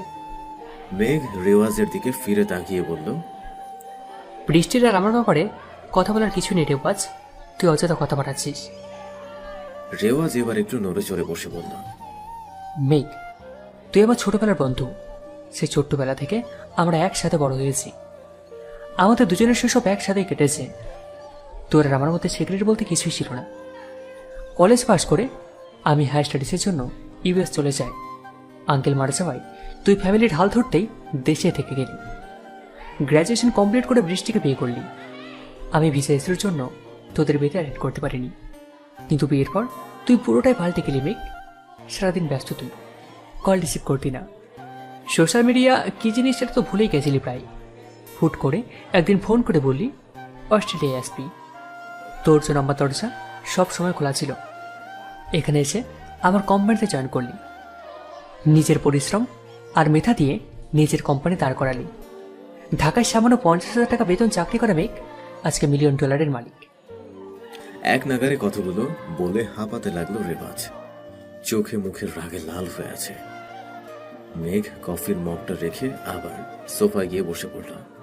শান্ত কণ্ঠে জিজ্ঞেস করল, আমার বর্তমানে কেন ঘাটছে শেওয়াজ? কারণ তোর এই বর্তমানের পিছনে একটা ভয়ঙ্কর অতীত লুকিয়ে আছে, যে অতীতটা আজ 5 বছর ধরে কুড়ে কুড়ে খাচ্ছে। মেঘ, তুই গত কয়েকটা বছর আনুমানিক পরিশ্রম করে আজকের পজিশনে এসেছিস। এখন সফলতার দ্বারা প্রান্তে পৌঁছে তুই তিলে তিলে নিজেকে শেষ করে দিচ্ছিস। রাত দিন মতে নিচে ডুবে থাকিস তুই। মেলবোর্নের প্রতিটা বারে তোর আনাগোনা চলে। এতদিন আমি চুপচাপ ছিলাম, বাট তোকে অবস্থা দেখে আমি আর চুপ থাকতে পারছি না। মেঘ মাথা নিচু করে চুপচাপ রেওয়াজের কথাগুলো হজম করছে। মেঘকে চুপ থাকতে দেখে রেওয়াজ আবারও বলে উঠল, কামন মেঘ, তুই আমার বন্ধুর চেয়েও বেশি। এবার like a brother to me. মেঘ চোখ তুলে রেওয়াজের দিকে তাকাল। রেওয়াজ হালকা করে মাথা নাড়ালো। মেঘ বলে উঠল, কালকে বৃষ্টি আর আমার ম্যারেজ অ্যানিভার্সারি ছিল। আয়াজ চৌধুরী বড়লোক বাপের উগ্র সন্তান। লন্ডন থেকে পোস্ট গ্রাজুয়েট পাস করে আমাদের কোম্পানিতে জয়েন করে ম্যানেজিং ডাইরেক্টর হিসাবে। সুদর্শন পুরুষ আর মাসিক 6 ডিজিটের স্যালারি থেকে মেয়েদের কামনার বস্তু করে তোলে। সেও কম চায় না। সুযোগ হাতছাড়া করার পাত্র সে নয়। টাকার লোভ দেখিয়ে অনেক মেয়ের সাথে বিছানা শেয়ার করেছে, কিন্তু মেয়া তুই কয়েকদিন। এক রাতের পর থেকে কোনো মেয়েকে তার ভালো লাগে না। তার ক্যারেক্টারকে প্লে বসে তুলনা করলে ভুল হবে না। বৃষ্টি আর আমার সুখের সংসার ভালোই চলছিল। ইচ্ছে ছিল মেঘ বৃষ্টির আকাশে একটা ছোট্ট রেদুষি বা রোদের আগমন ঘটবে। আমাদের প্রথম ম্যারেজ অ্যানিভার্সারিতে আমার অফিসের সব স্টাফদের ইনভাইট করা হয়েছিল। আমাদের বিয়েটা খুব একটা আয়োজন করতে পারিনি, তাই বৃষ্টির ইচ্ছে ছিল আমাদের ফার্স্ট ম্যারেজ অ্যানিভার্সারি সেলিব্রেট করার। পার্টির দিন আমি নিজে হাতে ওকে সাজিয়েছিলাম। উফ মেঘ, ছাড়ো তো, আর কত সাজাবা? আজকে আমাদের ম্যারেজ অ্যানিভার্সারি, বিয়ে না। চুপ করে বসো তো, কথা বললে আরো দেরি হবে। মেঘ, বোঝার চেষ্টা করো একটু, আমার কাজ আছে। ডান। এবার চোখ খোলো। বৃষ্টির চোখ খুলে একধানে আয়নার দিকে তাকিয়ে আছে। আমি হালকা সেজে জিজ্ঞাসা করলাম, কি দেখছো ওভাবে? মেঘ, তোমাকে আজকে অনেক কিউট লাগছে। মনে হচ্ছে আজকে আবার আমাদের বিয়ে হচ্ছে। যা বাবা, আমি 2 ঘন্টা ধরে ওনাকে সাজালাম, আর উনি ড্যাব ড্যাব করে আমাকে গিলে খাচ্ছেন। হয়েছে তোমার, সরো, যাবো আমি। বৃষ্টি উঠে চলে যাচ্ছিল। আমি পিছন থেকে ওর হাতটা ধরে টেনে নিজের সাথে মিশিয়ে নিলাম। ভারী লেহেঙ্গা আর গয়না পরে বেচারি কাল সামলাতে না পেরে আছড়ে পড়ে গেল আমার বুকে। আমি ডান হাতে ওর থুতনিটা উঁচু করে লাল টকটকে ঠোঁট দুটো ছুঁয়ে দিলাম। বৃষ্টি চোখ বড় বড় করে আমার দিকে তাকিয়ে আছে। নজর টিকা লাগিয়ে দিলাম, এখন আপনি যেতে পারেন। বৃষ্টি মুচকে এসে সেখান থেকে দৌড়ে পালালো। ডাইনিংয়ে দাঁড়িয়ে আমি আর বৃষ্টি গেস্টের সাথে কথা বলছি। হঠাৎ করে দরজা দিকে চোখ পড়তে আমি থমকে গেলাম। আয়াজ চৌধুরী আমার বাসায়। অফিসের সবার সাথে ওনাকে ইনভাইট করেছিলাম, কিন্তু আমার জানা মতে উনি কোনো ফ্যামিলি ফাংশনে অ্যাটেন্ড করেন না। এই জন্য আমি অনেকটা নিশ্চিন্ত ছিলাম। তবে হুট করে আমার বাসায় গেল। পরের মুহূর্তেই বৃষ্টির দিকে চোখ গেল। অপরূপ লাগছে আমার বউটাকে। মনে হচ্ছে আকাশ থেকে কোনো পরীকে বউ সাজিয়ে মাটিতে নামানো হয়েছে। আয়াজ চৌধুরী একটা বাঁকা হাসি দিয়ে আমার দিকে এগিয়ে দিলেন। কংগ্রেচুলেশন মিস্টার মেঘ, অ্যান্ড অলসো হ্যাপি অ্যানিভার্সারি। তা আপনার ওয়াইফকে দেখছি না, কোথায় উনি? বলেই এদিক ওদিক তাকাতে লাগলেন। এতক্ষণে বুঝতে পারছি আয়াজ চৌধুরীর এখানে আসার আসল রহস্য। মিস্টার মেঘ, কল ইউর ওয়াইফ প্লিজ। অনিচ্ছা সত্ত্বেও বৃষ্টিকে ডাকতে হলো। আমার ডাক শুনে বৃষ্টি হাসি মুখে এগিয়ে গেল। আয়াজ চৌধুরী হা হয়ে বৃষ্টিকে দেখছে, মনে হচ্ছে যেন চোখ দিয়ে গিলে খাবে। আমার ইচ্ছা করছিল ওর নাক বরাবর একটা ঘুষি মেরে নাকটাকে ফাড়িয়ে দিতে। আয়াজ চৌধুরী বলে তোরাটা এগিয়ে দিল বৃষ্টির দিকে। বৃষ্টি একবার আমার দিকে তাকিয়ে হাসি মুখে তোরাটা হাতে নিয়ে পাড়িয়ে দিল। তোরা দেওয়া চলে এসে বৃষ্টির হাত ছুঁয়ে দিল। আমি বৃষ্টির হাত থেকে তোরাটা কেড়ে নিয়ে বললাম, বৃষ্টি, উনি আমাদের নিউ ডিরেক্টর। বৃষ্টি হালকা হেসে ওনাকে সালাম দিয়ে অন্যদিকে চলে গেল। আয়াজ চৌধুরী বৃষ্টির যাওয়ার দিকে তাকিয়ে আছেন। ওনার চোখে স্পষ্ট কামনার আভাস দেখতে পাচ্ছি আমি। মিস্টার মেঘ, তা যাই বলেন, বউ পেয়েছেন লাখে একটা। নামটাও কি মিষ্টি, নাম বৃষ্টি হলেও বুকে আগুন লাগিয়ে দিয়ে গেল। কথাগুলো বলে উনি জঘন্যভাবে হাসলেন। প্রার্থীর প্রতিটা মুহূর্তে উনি বৃষ্টির কাছাকাছি আসার চেষ্টা করছেন। যাওয়ার সময় বৃষ্টিকে বললেন, মিসেস রহমান, আমি শুনেছি সুন্দরী রমণীরা নাকি ভালো রাখতে পারে না। তা আপনি যদি আপনার নিজে হাতে একটু চা বানিয়ে খাইয়ে আমার ধারণাটা ভুল প্রমাণ করতেন। ওনার কথা শুনে বৃষ্টি আমার দিকে তাকালো। আমি দাঁতে দাঁত চেপে হালকা হেসে সায় দিলাম। বৃষ্টি হাসি মুখে বলল, আপনার সময় হলে আসতে পারেন। তাছাড়া অতিথি আপ্যায়ন নবীজি সাল্লাল্লাহু আলাইহি সাল্লামের অনেক প্রিয় কাজের একটি ছিল। ওকে দেন, আজ চলে, ফ্রি থাকলে কল দিয়েন। আয়াজ চৌধুরী চলে যেতেই আমি হাত ধরে টানতে টানতে বৃষ্টিকে তুমি নিয়ে আসলাম। রাগে গা চলছে আমার। কি দরকার ছিল ওনাকে ইনভাইট করার? মেঘ, উনি তোমার বস। সোফাট, উনি বাসায় বস, অফিসে না। তাই বলে তুমি মেহমানদের মুখের উপর না করবে? I don't care about all this, I just care about you. Brishti, তুমি জানো না ওই লোকটা কতটা। আমাকে আর কথা বলার সুযোগ দেয়নি বৃষ্টি। তার আগেই আমার ঠোঁট ও ঠোঁটের মধ্যে ডুবিয়ে দেয়। আমাকে আর কথা বলার সুযোগ দেয়নি বৃষ্টি। তার আগেই আমার ঠোঁট ও ঠোঁটের মধ্যে ডুবিয়ে দেয়। বৃষ্টির ঠোঁটগুলো সফটলি আমার ঠোঁটকে আঁকড়ে ধরল। আমি ওকে যত ছাড়ানোর চেষ্টা করছি, বৃষ্টির ঠোঁটগুলো তত আমাকে চাপটে ধরছে। এটা বৃষ্টির স্পেশাল টেকনিক। যখনই আমার রাগ ওঠে, ও ভূতসুদ বাদ দিয়ে আমার ঠোঁটের উপর ঝাঁপিয়ে পড়ে। এত মিষ্টি খেয়ে কি করে রেগে থাকা যায় বল? কথাটা বলে হালকা হেসে ফিরে তাকালাম। রেওয়া শব্দ করে হেসে উঠল। How romantic man! আল্লাহ জানে তুই এত রোম্যান্টিক একটা বউকে ফেলে এতদিন থেকে কিভাবে এই শহরে পড়ে আছিস। ম্যান, সে তোর অর্ধাঙ্গিনী। I mean she is tamely and ideal wife. তাচ্ছিল্যের সাথে হাসল মেঘ। হ্যাঁ, সে অর্ধাঙ্গিনী, তবে আমার না। তোদের কি ডিভোর্স? না রে, সেই সুযোগটাও ও আমাকে দেয়নি। সুযোগ দিলে। কথার মাঝখানে রেওয়াজের ফোনটা বেজে ওঠে। স্ক্রিনে কায়ার হাসি মাখা মুখটা ভাসছে। সেটা দেখে রেওয়াজের ঠোঁটেও একজোড়া চওড়া হাসি মুখ ফুটে উঠল। মেঘ কফির মুখটা মাত্র চুমুক দিয়ে বলল, আই গেস ভাবি। রেওয়াজ মাথা নেড়ে উঠে চলে গেল ফোনটা রিসিভ করতে। মেঘ কফির মগটার উপরে আঙুল ঘুরাচ্ছে আর ভাবছে, একসময় বৃষ্টির ফোন হলে সেও এভাবে ব্লাশ করত। তার চোখ মুখও খুশিতে ভরে উঠত। কিন্তু দিনগুলো এখন কল্পনা মাত্র। রেওয়াজ কথা শেষ করে বলল, সরি বো, নিড টু গো। রাতে দেখা হচ্ছে। সিয়ার letter in the back study. রেওয়াজ চলে যেতেই মেঘ নিজের রুমে এসে কভার থেকে একটা অ্যালবাম বের করে বসল। অ্যালবামটা খুলতে বৃষ্টির হাসি মাখা একটা বিয়ের ছবি সামনে এলো। অ্যানিভার্সারির কয়েকদিন পরে এক শুক্রবারে বৃষ্টি রান্নাঘরে রান্না করছে, আর মেঘ সুযোগ বুঝে তাকে পেছন থেকে জড়িয়ে ধরে চুমু খাচ্ছে।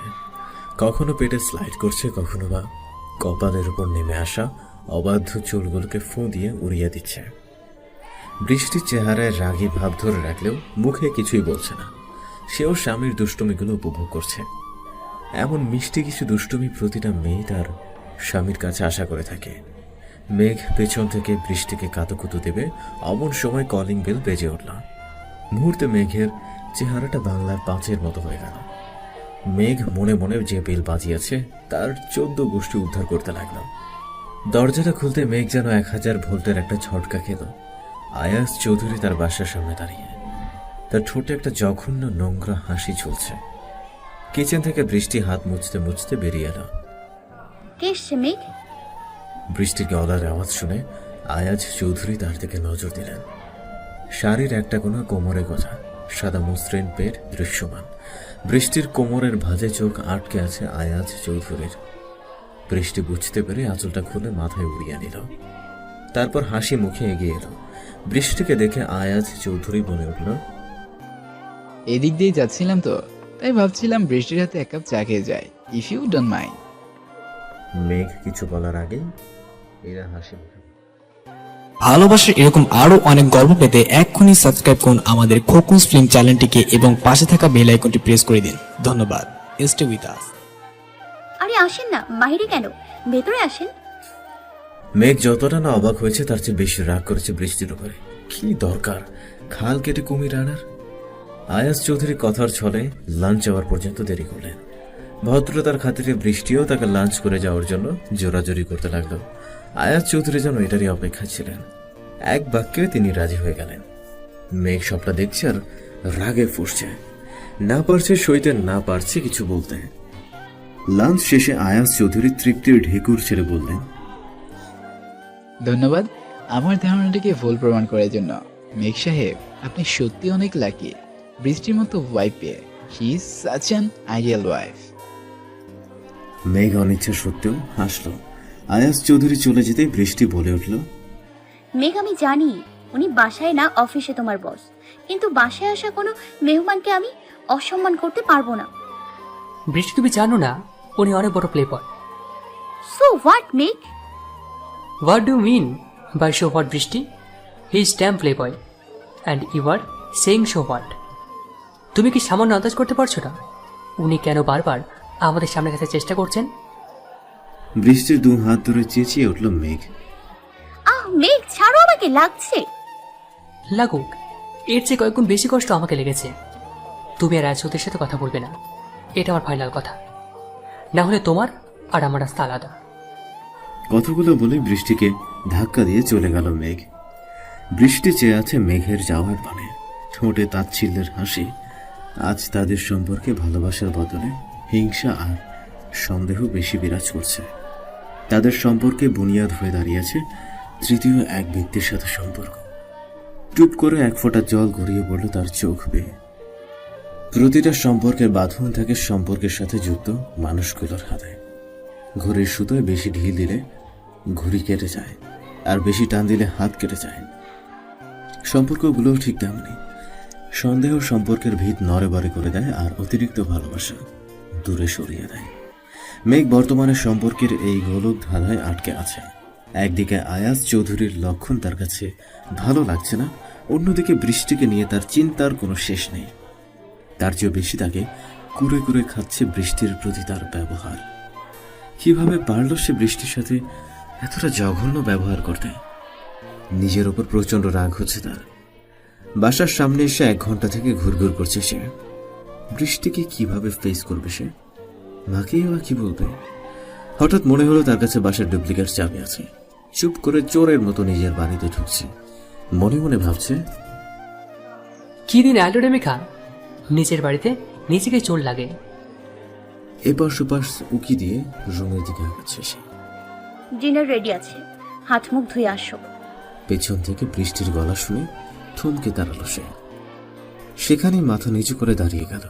বৃষ্টি এগিয়ে এসে বলল, একটা কথা কি একবার কানে যায় না? 1000 বার তোমাকে বলেছি জুতো জোড়া দরজার পাশে খুলে রাখবা, কেউ শোনেই না আমার কথা। বৃষ্টি, আই এম সরি। মেঘ মাথা নিচু করে বলল কথাটা। বৃষ্টির চোখ জোড়া ভিজে আসছে। কোনো রকম নিজেকে সামলে বলে উঠল, খাবার ঠান্ডা হয়ে যাচ্ছে মেঘ, এসব কথা পরে হবে। কোনো রকমের চোখের পানি লুকিয়ে সেখান থেকে চলে আসলো সে। মেঘ হাত ধুয়ে খেতে বসলো।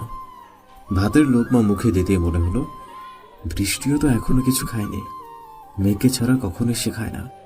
রিলেশনে থাকাকালীন সময়েও বৃষ্টি এই নিয়ে মেঘকে খুব প্যারা দিত। ক্লাস, প্রজেক্ট আর গ্রুপ স্টাডির কারণে কখনো কখনো মেঘের লাঞ্চ বা ডিনার মিস যেত। বৃষ্টিও সুন্দরভাবে সে সময়টা উপোস করেই কাটিয়ে দিত।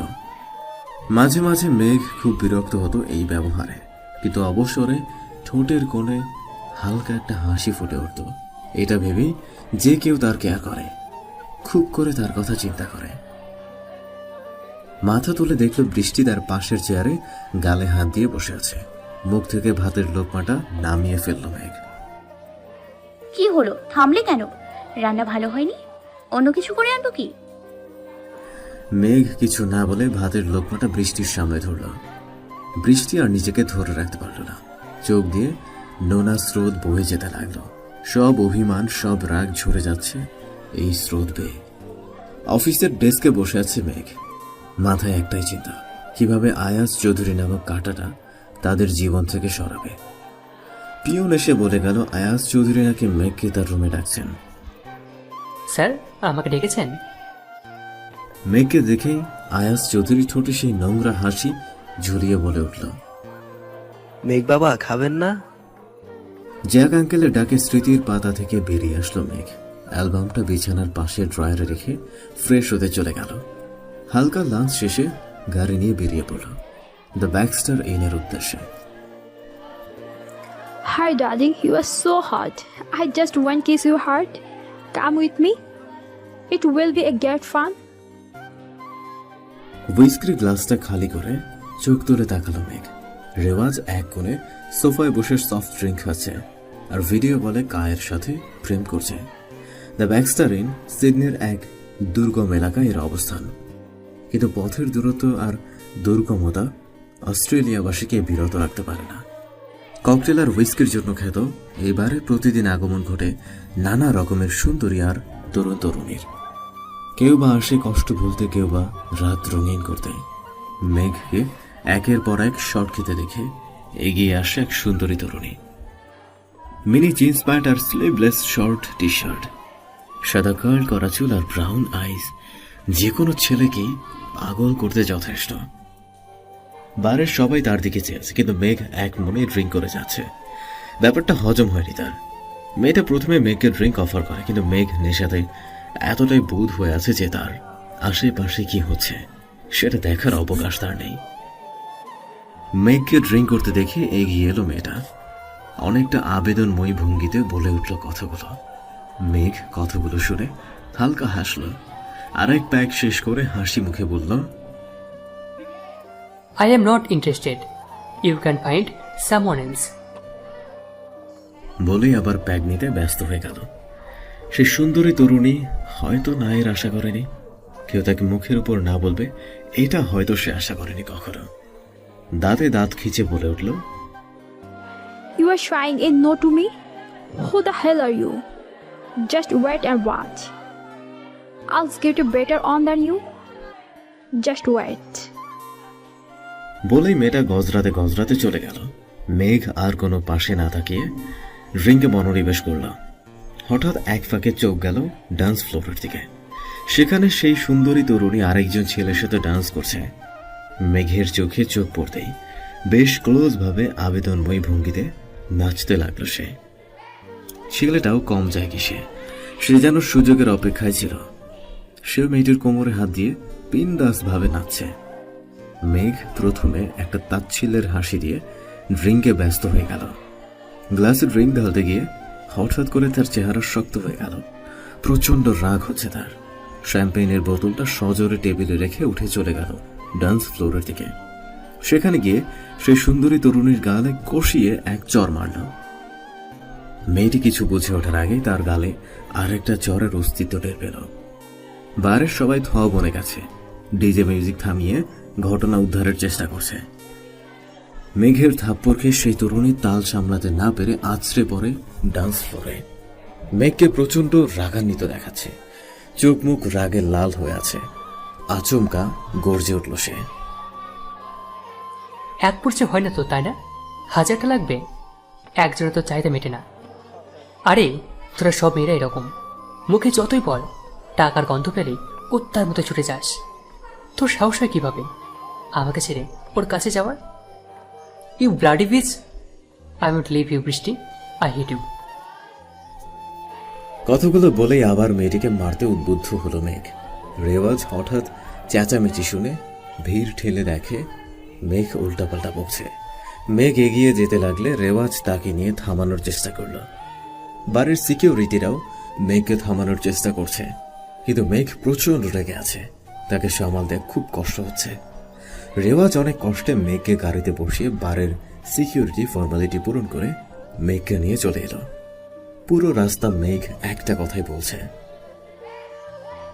বৃষ্টি, তুমি কেন ছেড়ে চলে গেলে আমাকে? কি দোষ ছিল আমার? বৃষ্টি, আই হেট ইউ। ঘড়িতে বেলা 12টা বাজে। মেঘের চোখের পাতার উপরের রগগুলো ফুলে আছে, হাতে পায়ে কালশিটে দাগ পড়েছে। অনেক কষ্ট হচ্ছে তার। ভোরের আলো খুব করে চোখে লাগছে। চোখ খুলতে সমস্যা হচ্ছে তার, মানে ধীরে ধীরে সে অন্ধকারের দিকে আগাচ্ছে। মাথাটা চেপে ধরে উঠে বসল সে। চোখ খুলে সামনে তাকাতে হক চুকিয়ে গেল মেঘ। তার সামনে রেওয়াজ বসে আছে। এখন সে কি করবে? কিভাবে ফেস করবে সে রেওয়াজকে? দুনিয়ার সবার কাছে কথা লুকাতে পারলেও সে তো রেওয়াজকে কিছুই গোপন করতে পারবে না। মেঘ উঠে ওয়াশরুমের দিকে যেতে লাগলেই রেওয়াজ পেছন থেকে ডেকে উঠল। ব্যাক স্টাডিং থেকে তোকে ব্যান করা হয়েছে, তোর মেম্বারশিপ বাতিল করা হয়েছে। এমনকি আগামী 6 মাস বাড়ির আশেপাশে তোকে দেখলে ওরা স্ট্রিক অ্যাকশন নেবে। মেঘ একটা তাচ্ছিল্যের হাসি দিয়ে ওয়াশরুমের দিকে আগালো। মেঘ, তোর সাথে আমার কিছু কথা আছে। তুমি বসো, আমি ফ্রেশ হয়ে আসছি। বাট ফোনের রিংটোনে থেমে যায় রেওয়াজ। স্ক্রিনে হার্টের ইমোজি ভাসছে। মেঘ আস্তে করে এনজয় বলে ওয়াশরুমে চলে গেল। মেঘ, রহস্য দিয়ে কখনো রহস্য সমাধান করা যায় না। রহস্য সমাধানের জন্য জট খুলতে হয়। তুই তো নতুন করে জট লাগাচ্ছিস। প্লিজ ভাই, আমাকে বল তোর সমস্যাটা কি? এভাবে আমি তোকে অন্ধকারে ঠেলে দিতে পারি না, নিজের জন্য না, আমার জন্য অন্তত। জট খুলতে চাস না তুই? জট থাকলে তবে না খুলবি। সবটাই যখন পানির মতো পরিষ্কার, সেখানে তুই ঘোলাটে কিছু কিভাবে সরাবি? মানে সেদিন আয়াত চৌধুরী আমাকে তার কেবিনে রাখলেন। আমি রুমে ঢুকতেই তিনি বলে উঠলেন, মিস্টার মেঘ, আগে যেন সানসেট ডিলে যে ওনারা কিছু শর্ত দিয়েছিলেন, সেটাকে আপনি পড়ে সাইন করেছেন নাকি না পড়ে? স্যার, আমি কোনো কাগজ না পড়ে সাইন করিনি। মিস্টার মেঘ, তাহলে সেখানে যে লেখা ছিল টাইম অনুযায়ী ডেলিভারি না পেলে ওনাদের ক্ষতিপূরণ কোম্পানি দিবে। Can I ask you, company এমডির পারমিশন ছাড়া আপনি ডিল সাইন করার রাইট পান কিভাবে? এক্সকিউজ মি স্যার, কোম্পানির এমডির অনুপস্থিতিতে যাবতীয় সব সিদ্ধান্ত আমাকে নেওয়ার পাওয়ার অফ অ্যাটর্নি আমার কাছে ছিল। এটা কোম্পানির উপর মহল থেকে স্ট্যাম্প কাগজে আমাকে নোটিশ দেওয়া হয়েছিল। ইভেন আমার কাছে সেই কাগজ এখনো আছে। নিমিষে আয়াস চৌধুরীর মুখটা কালো হয়ে গেল। আই সি মিস্টার মেঘ, বাট আপনার হয়তো জানা নেই ওই সাইটের ওয়ার্কাররা ধর্মঘট করছে। কবে নাগাদ এটা শেষ হবে কে জানে না। আর ডিল অনুযায়ী আমাদের হাতে আছে জাস্ট 3 মাস। Do you really think within only 3 months এতগুলো প্রোডাক্ট ডেলিভারি দেওয়া পসিবল? আমি যেন থমকে গেলাম, কারণ হঠাৎ করে সাইটের ওয়ার্কাররা ধর্মঘট শুরু করেছে। মিস্টার মেঘ, এখন আপনার কাছে 2টা অপশন আছে, হয় 3 মাসের মধ্যে ডেলিভারি অথবা 2 কোটি টাকা ক্ষতিপূরণ। আমি জানি মিস্টার মেঘ আপনি এখন কি ভাবছেন, 2 কোটি টাকা দেওয়ার মতো বর্তমানে আপনার সামর্থ্য নেই। আর ওয়ার্কার্সদের ধর্মঘট কবে শেষ হবে সেটা তো ওনারাও জানে না। এই অবস্থায় আকিজ ইন্ডাস্ট্রিজ টাইম মতো ডেলিভারি না পেলে লিগ্যাল নোটিশ পাঠাবেন। যেহেতু ডিল আপনি সাইন করেছেন, সুতরাং টাকাটাও আপনাকে দিতে হবে। কোম্পানি একটা কানাকড়িও দেবে না। মিস্টার মেঘ, আপনি যদি আপনার সব সম্পত্তি আর নিজের পৈতৃক ডেটটা বিক্রি করলেও আই গেস আপনি এই পরিমাণ অ্যামাউন্ট অ্যারেঞ্জ করতেই পারবেন না। আয়াত চৌধুরীর কথা শুনে আমি প্রচণ্ড ডিপ্রেশনে চলে যাই। কি করব কিছুই জানি না। তবে এসব কথার পরে আরেকটা চিন্তা আমার মাথায় বেশ ঘুরছিল।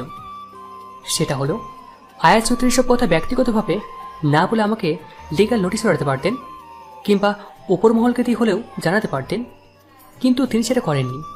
সুতরাং এটাতে তার ব্যক্তিগত স্বার্থ আছে। কিন্তু সেটা কি? আমার ভাবনায় কুল খুঁজে না পেয়ে আয়াত চৌধুরী মুখ খুললেন। মিস্টার মেঘ, আপনি চাইলে আমি আপনাকে হেল্প করতে পারি। কি হেল্প? মেঘ সাহেব, মানুষ যখন বিপদে পড়ে তখন তার সবচেয়ে মূল্যবান অথবা সবচেয়ে প্রিয় জিনিসের বিনিময়ে বিপদ থেকে রক্ষা পাওয়ার চেষ্টা করে। আর আপনার সবচেয়ে প্রিয় জিনিস তো বৃষ্টি। Good catch. মিস্টার আয়াত চৌধুরী, আপনি ভাবলেন কিভাবে যে আমাকে বৃষ্টি ছেড়ে দেবে? রিল্যাক্স মিস্টার মেঘ, আমি তো ছেড়ে দিতে বলছি না, জাস্ট এক রাতের জন্য চাইছি। এক রাতের জন্য বৃষ্টি আমার বউ হয়ে কাটাবে। আপনি আমাকে এক রাতের জন্য বৃষ্টিকে দেন, আমি আপনাকে টাকা দিচ্ছি, that's it. That is not it me আয়াত চৌধুরী। বৃষ্টি বাজারে কোনো খেলার পুতুল না যে আপনি কিনে নেবেন। বৃষ্টি ইজ মাই ওয়াইফ, সে আমার অর্ধাঙ্গিনী। আপনার যদি চাহিদা এতই বেশি, তাহলে আপনি পতিতা পল্লীতে গিয়ে আপনার চাহিদা মেটাতে পারেন। মিস্টার মেঘ, হাইপার হচ্ছেন কেন এত? আমি জানি পতিতালয়ে মেয়ের অভাব নাই, বাট বৃষ্টি, শি ইজ সো। আয়াত চৌধুরী, বৃষ্টির নামে আর একটা বাজে কথা বললে আপনাকে এখানেই পুঁতে দেবো আমি। মিস্টার মেঘ, কলারটা ছাড়ুন, না হলে আজকে এই অফিসে আপনার লাস্ট ডে হবে। আমি ওনার কলারটা ছেড়ে দিয়ে কেবিন থেকে বাইরে বেরিয়ে আসলাম। রাগে কাজ চলে যাচ্ছে, অথচ কিছুই করার নেই। হোয়াট দ্য হেল, একটা মানুষ এতটা নিচ কেমনে হতে পারে? মানে সি ইজ ইউর ওয়াইফ, এটা তো উনি জানেন, তবুও। রেওয়াজ, উনি জেনে শুনে কাজটা করেছেন। বাট এসবের সাথে বৃষ্টির কি সম্পর্ক? তার বা দোষ কোথায়? আল্লাহ তাকে সুন্দর করে বানিয়েছেন, এটাতে তার কি করার আছে? তুই কেন বৃষ্টিকে ছাড়লি? ভাই, আমার নিঃশ্বাস নেই। আর আমি বৃষ্টিকে ছাড়িনি, সে আমাকে ছেড়ে চলে গেছে। What, are you kidding Megh? Brishti ভাবি তোকে ছেড়ে চলে গেছেন? সেটা আমাকে বিশ্বাস করতে হবে। আর সেটা কিসের জন্য? টাকার জন্য। হোয়াট, টাকার জন্যে? Megh, you are kidding? Brishti তোকে ছেড়ে চলে গেছে টাকার জন্য? Oh my goodness, nice joke. আমি জানি রেওয়াজ, তুই মানবি না। আমার ডায়েরিটা পড়ে তুই বৃষ্টিকে এতটা বিশ্বাস করে ফেলেছিস, অথচ আমি তো ওর সাথে ছিলাম, ওর অস্তিত্বে মিশেছিলাম। ও তোমার অর্ধাঙ্গিনী ছিল, তাহলে ভাবতো আমার কতটা কষ্ট হয়েছিল। আমার মনে হচ্ছিল যা দেখেছি সবটা ভুল, বাট বৃষ্টি নিজে মুখে সবটা স্বীকার করেছে দোস্ত। মেঘের কথা শুনে রেওয়াজ বনে গেল। কি বলবে ভাষা খুঁজে পাচ্ছে না সে, সবকিছু ওলট পালট হয়ে যাচ্ছে। মাথা তুলে জিজ্ঞেস করল, কি এমনটা দেখেছিলি মেঘ? মেঘ একটা তাচ্ছিল্যের হাসি দিল। আয়াত চৌধুরীর কাছ থেকে ফেরার পর থেকে মাথায় শুধু একটা চিন্তায় ঘুরঘুর করছিল যে কিভাবে এই ঝামেলা থেকে রেহাই পাবো। আমি যথাসাধ্য চেষ্টা করেছিলাম একটা উপায় বের করার, বাট ভাগ্য সহায় না হলে হাঁটু পানিতেও মানুষ ডুবে মারা যায়। সাইট ওয়ার্কারদের সাথে কথা বলে জানতে পারলাম ওনারা নিজেও জানেন না কেন ধর্মঘট ডাকা হয়েছে। ওনাদের লিডার সবাইকে কাজে যেতে নিষেধ করেছে। আগে ইন্ডাস্ট্রির মালিকের সাথে যোগাযোগ করলাম, ওনারা একদিনের সবাই বাড়িতে রাজি নন। নিজেকে বিধ্বস্ত মনে হচ্ছিল। এত টাকা কেউ লোনও দিতে রাজি হচ্ছিল না। ভিটে মাটিটুকু বিক্রি করলে মাকে কি জবাব দেব? সব দিক দিয়ে যেন আমি মাছ করে হাবুডুবু খাচ্ছিলাম। সিদ্ধান্ত নিলাম বৃষ্টিকে জানাবো। তারপর একটা দীর্ঘশ্বাস ফেলে মেঘ বলতে লাগলো, বৃষ্টিকে অনেক কষ্টে আমি সবটা বললাম। ইভেন আয়াত চৌধুরী যখন প্রস্তাবের কথা বললাম, সবটা শুনে বৃষ্টি খুব নর্মাল একটা রিয়াকশন দিল, যে ওর কাছে সবটাই খুব নর্মাল। আমি ভাবলাম হয়তো আজের কথা শুনে বৃষ্টি শক পেয়েছে, এরকম বিহেভ করছে। আমি বৃষ্টির দুহাত চেপে ধরলাম শক্ত করে। বৃষ্টি, এখন তুমি বলো আমি কি করব? আমি কিভাবে এই বিপদ থেকে রক্ষা পাবো? বৃষ্টি, এখন তুমি বলো আমি কি করব? আমি কিভাবে এই বিপদ থেকে রক্ষা পাবো? তোমার বসকে হ্যাঁ বলে দাও। বৃষ্টি, তোমার কি মাথা খারাপ হয়ে গেছে? তুমি বুঝতে পারছো তুমি কি বলছো? তুমি আমার ওয়াইফ বৃষ্টি, তোমার কি একটু বিবেক বাঁধলো না কথাটা বলতে? নাকি আমাকে এখন আর ভালো লাগে না তোমার? মেঘ, তুমি কি পাগল হয়ে গেলা? কি বলছো এসব? পাগল আমি হয়ে যাইনি বৃষ্টি, পাগল হয়েছো তুমি। তুমি কিভাবে এই কথাটা বলতে পারলে বৃষ্টি? মেঘ, রিল্যাক্স। আমি ওনাকে হ্যাঁ বলতে বলেছি, তার মানে এটা না আমি ওনার সাথে রাত কাটাতে রাজি হয়ে গেছি। তুমি আমাকে বিশ্বাস করো, আমি সব ঠিক করে দিব। বৃষ্টির কথা শুনে মনে হলো বুক থেকে একটা বড় পাথর নেমে গেল। কিন্তু আয়াত চৌধুরী তো ছেড়ে কথা বলার মানুষ না। কিছুদিন পর আমাকে আয়াত চৌধুরী তার কেবিনে ডেকে পাঠালেন। আসুন মেঘ সাহেব, তা কি ভাবলেন আমার প্রপোজালের ব্যাপারে? আসলে বৃষ্টি, আমি জানি উনি রাজি হবেন। আসলে আমার মতো হ্যান্ডসাম আর রিচ ছেলের সাথে টাইম স্পেন্ড করার প্রতিটা মেয়ের ইচ্ছে থাকে। আপনারও বৃষ্টিও তো একজন মেয়ে। বলে আয়াত চৌধুরী বিজয়ের হাসি হাসতে লাগলেন। প্রচণ্ড মেজাজ খারাপ হয়ে আসলো। মুহূর্তে মাথা কাজ করা বন্ধ হয়ে গেল। বৃষ্টির সব কথায় সেই মুহূর্তে মিথ্যা মনে হচ্ছিল। মিস্টার আয়াত চৌধুরী, বৃষ্টি আপনার প্রপোজাল রিজেক্ট করে দিয়েছে। ইভেন কোন কারণে আল্লাহ না করে আপনার কথা সত্যি হলে আমি কোনোদিন বৃষ্টিকে আপনার কাছে যেতে দেব না। আমার কথা শুনে আয়াত চৌধুরীর হাসি মুখটা নিমেষে বদলে গেল। দাঁতে দাঁত চেপে বললেন, মিস্টার মেঘ, ঘি সোজা আঙুলে না উঠলে আঙুলটা বাঁকা করতে হয়, আর আঙুল কিভাবে বাঁকা করতে হয় সেটা আমি ভালো করেই জানি। বলে উনি সানগ্লাস সেটে চলে গেলেন।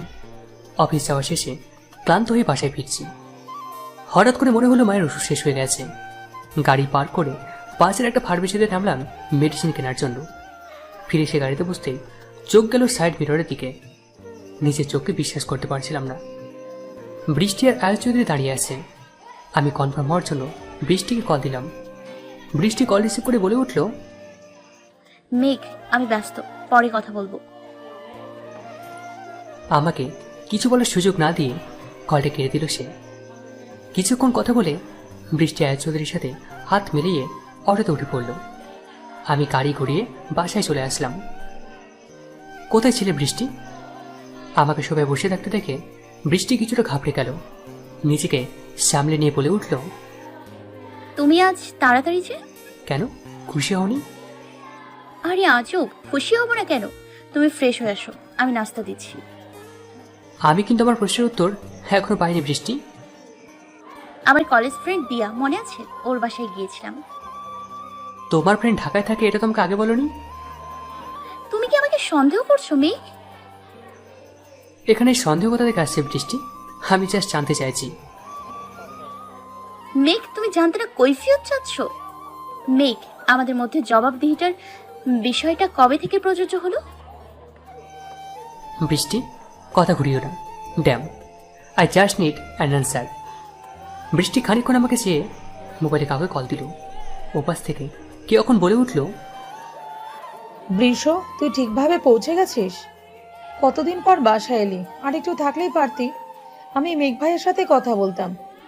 বাট যাই বলিস না কেন, ভাইয়া কিন্তু অনেক লাকি। তুই যে পরিমাণ ভাইয়াকে ভালোবাসিস, আমার হিংসা লাগে মাঝে মাঝে। দিয়া, আসলে তোর ভাইয়া। আমি জানি বৃষ ভাইয়া এখনো বাসায় আসেনি, তুই আর একটু থাকলেই পারতি। দিয়া, মেঘ বাসায় চলে আসছে, আমি তোর সাথে পরে কথা বলবো। Okay babes, love you. Me too, bye. Brishti ফোনটা কেটে সেখান থেকে হন হন করে চলে গেল। বৃষ্টি আমার দিকে একবারও ফিরে তাকায়নি, কারণ ওর চোখে সেই মুহূর্তে টলটল করছিল। তবে একটা বিষয় তখন আমার মাথায় ঘুরঘুর করছিল। বৃষ্টি যদি তার ফ্রেন্ডের বাসে গিয়েছিল, তবে ক্যাফেতে আয়াচন্দ্রের সাথে কি করছিল? Come on Megh, are you dumb? ভাবি গেছে এর গ্যারান্টি কি? আওয়াজও তো তার কাছে যেতে পারে। লাইক সে ভাবিকে ফলো করছিল। রেওয়াজ এটা ভেবেই আমি নিজেকে সান্ত্বনা দিয়েছিলাম। তোমার মতো এই মুহূর্তে আমারও মনে হয়েছিল, একটা বাইরের মানুষের জন্য আমি কিভাবে আমার ভালোবাসার উপর প্রশ্ন তুলতে পারি। কিন্তু ভাগ্য হয়তো আমাকে কিছু অন্য ইশারা করেছিল। মানে সেদিনের পর থেকে বৃষ্টি আর আমার মধ্যে দূরত্ব বাড়তে লাগলো। বৃষ্টির ইগনোরগুলো যতটা না আমাকে ভাবাচ্ছিল, তার চেয়ে বেশি কষ্ট দিচ্ছিল। কারণ আমি অজান্তে বৃষ্টির সেলফ রেসপেক্টে আঘাত করেছিলাম। বৃষ্টি সবকিছু সহ্য করতে পারলেও কেউ তার সেলফ রেসপেক্টে আঘাত করলে সে কখনো থেকে ছেড়ে কথা বলে না। মেঘ, এটা কোনো মেয়ে সহ্য করবে না। না, রেওয়াজ বৃষ্টির মধ্যে সেবার এই এগোটা একটু বেশি কাজ করছিল। রেওয়াজ ভ্রু কুচকে তাকিয়ে আছে মেঘের দিকে। মেঘ উদাস দৃষ্টিতে বাঁকা হাসছে। প্রতিটা সম্পর্কের ভীত থাকে বিশ্বাস। স্থাপনা ভেঙে পড়ার প্রথম লক্ষণ হলো ফাটল ধরা। ফাটল থেকে যেমন ভাঙন ধরে, তেমনি বিশ্বাসে ফাটল ধরলে সম্পর্ক ভাঙতে সময় লাগে না। মেঘ আর বৃষ্টির সম্পর্কে এই ফাটল ধরাতে সফল হয়েছিল আয়াজ চৌধুরী। মেঘের মনে সন্দেহ আর বৃষ্টির মধ্যে অভিমানের বীজ বপন করে আয়াজ তাদের সম্পর্ককে ভাঙনের পথে ঠেলে দিয়েছিল। বাকিটাতে অবশ্য তাকে খুব বেশি পরিশ্রম করতে হয়নি, সবটুকুই ছিল সময়ের খেলা। মেঘ যতটা বৃষ্টিকে নিয়ে চিন্তিত ছিল ঠিক ততটাই চিন্তিত ছিল আকিজ ইন্ডাস্ট্রিজের ডিল নিয়ে। সময় আগাচ্ছে কিন্তু মেঘ শত খুঁজেও কোনো উপায় খুঁজে পাচ্ছে না। নিজের কেবিনে আনমনে বসে কলম চাবাচ্ছে মেঘ। ফোনের টুংটাং শব্দে ঘোর ভাঙল তার। আয়াজ চৌধুরীর নাম্বার থেকে একটা মেসেজ এসেছে। Mr. Meg, your wife is now in my arms. Soon she's gonna, stop me if you can. মেসেজটা পড়ে মেজাজ পুরো গরম হয়ে গেল মেঘের। হাতের ফোনটা ছুঁড়ে মারল সে। অনেক সহ্য করেছে সে, আর না, আজকে এর শেষ দেখেই ছাড়বে সে। ওয়েট এ মিনিট, তুই শেষ দেখবি ঠিক আছে, বাট শুরুটা কোথা থেকে করবি? মানে মেঘ, এটা কোনো মুভি না যে ডিরেক্ট তোকে আগে থেকে বলে দেবে আর তুই লোকেশনের হিরের মতো এন্ট্রি মারবি। এটা রিয়েল লাইফ মেঘ। তুই কিভাবে জানলি আয়াজ চৌধুরী কোথায় আছে? রেওয়াজ, আমাদের অফিসের সিকিউরিটি থেকে শুরু করে এমডি পর্যন্ত প্রতিজন কর্মচারীর কাছে একটা অফিসিয়াল ফোন থাকে, যেটাতে ডিপিএ সেট করা আছে। অফিসের সেন্ট্রাল পিসি থেকে যে কেউ আরেকজন লোকেশন সহজে ট্র্যাক করতে পারবে। নাইস ট্যাক্ট, বাট তুই এক সেকেন্ড। ফোনের শব্দে কথায় ছেদ পড়ল রেওয়াজের। লাল রঙের হার্টের ছবি দেখে হালকা হাসল।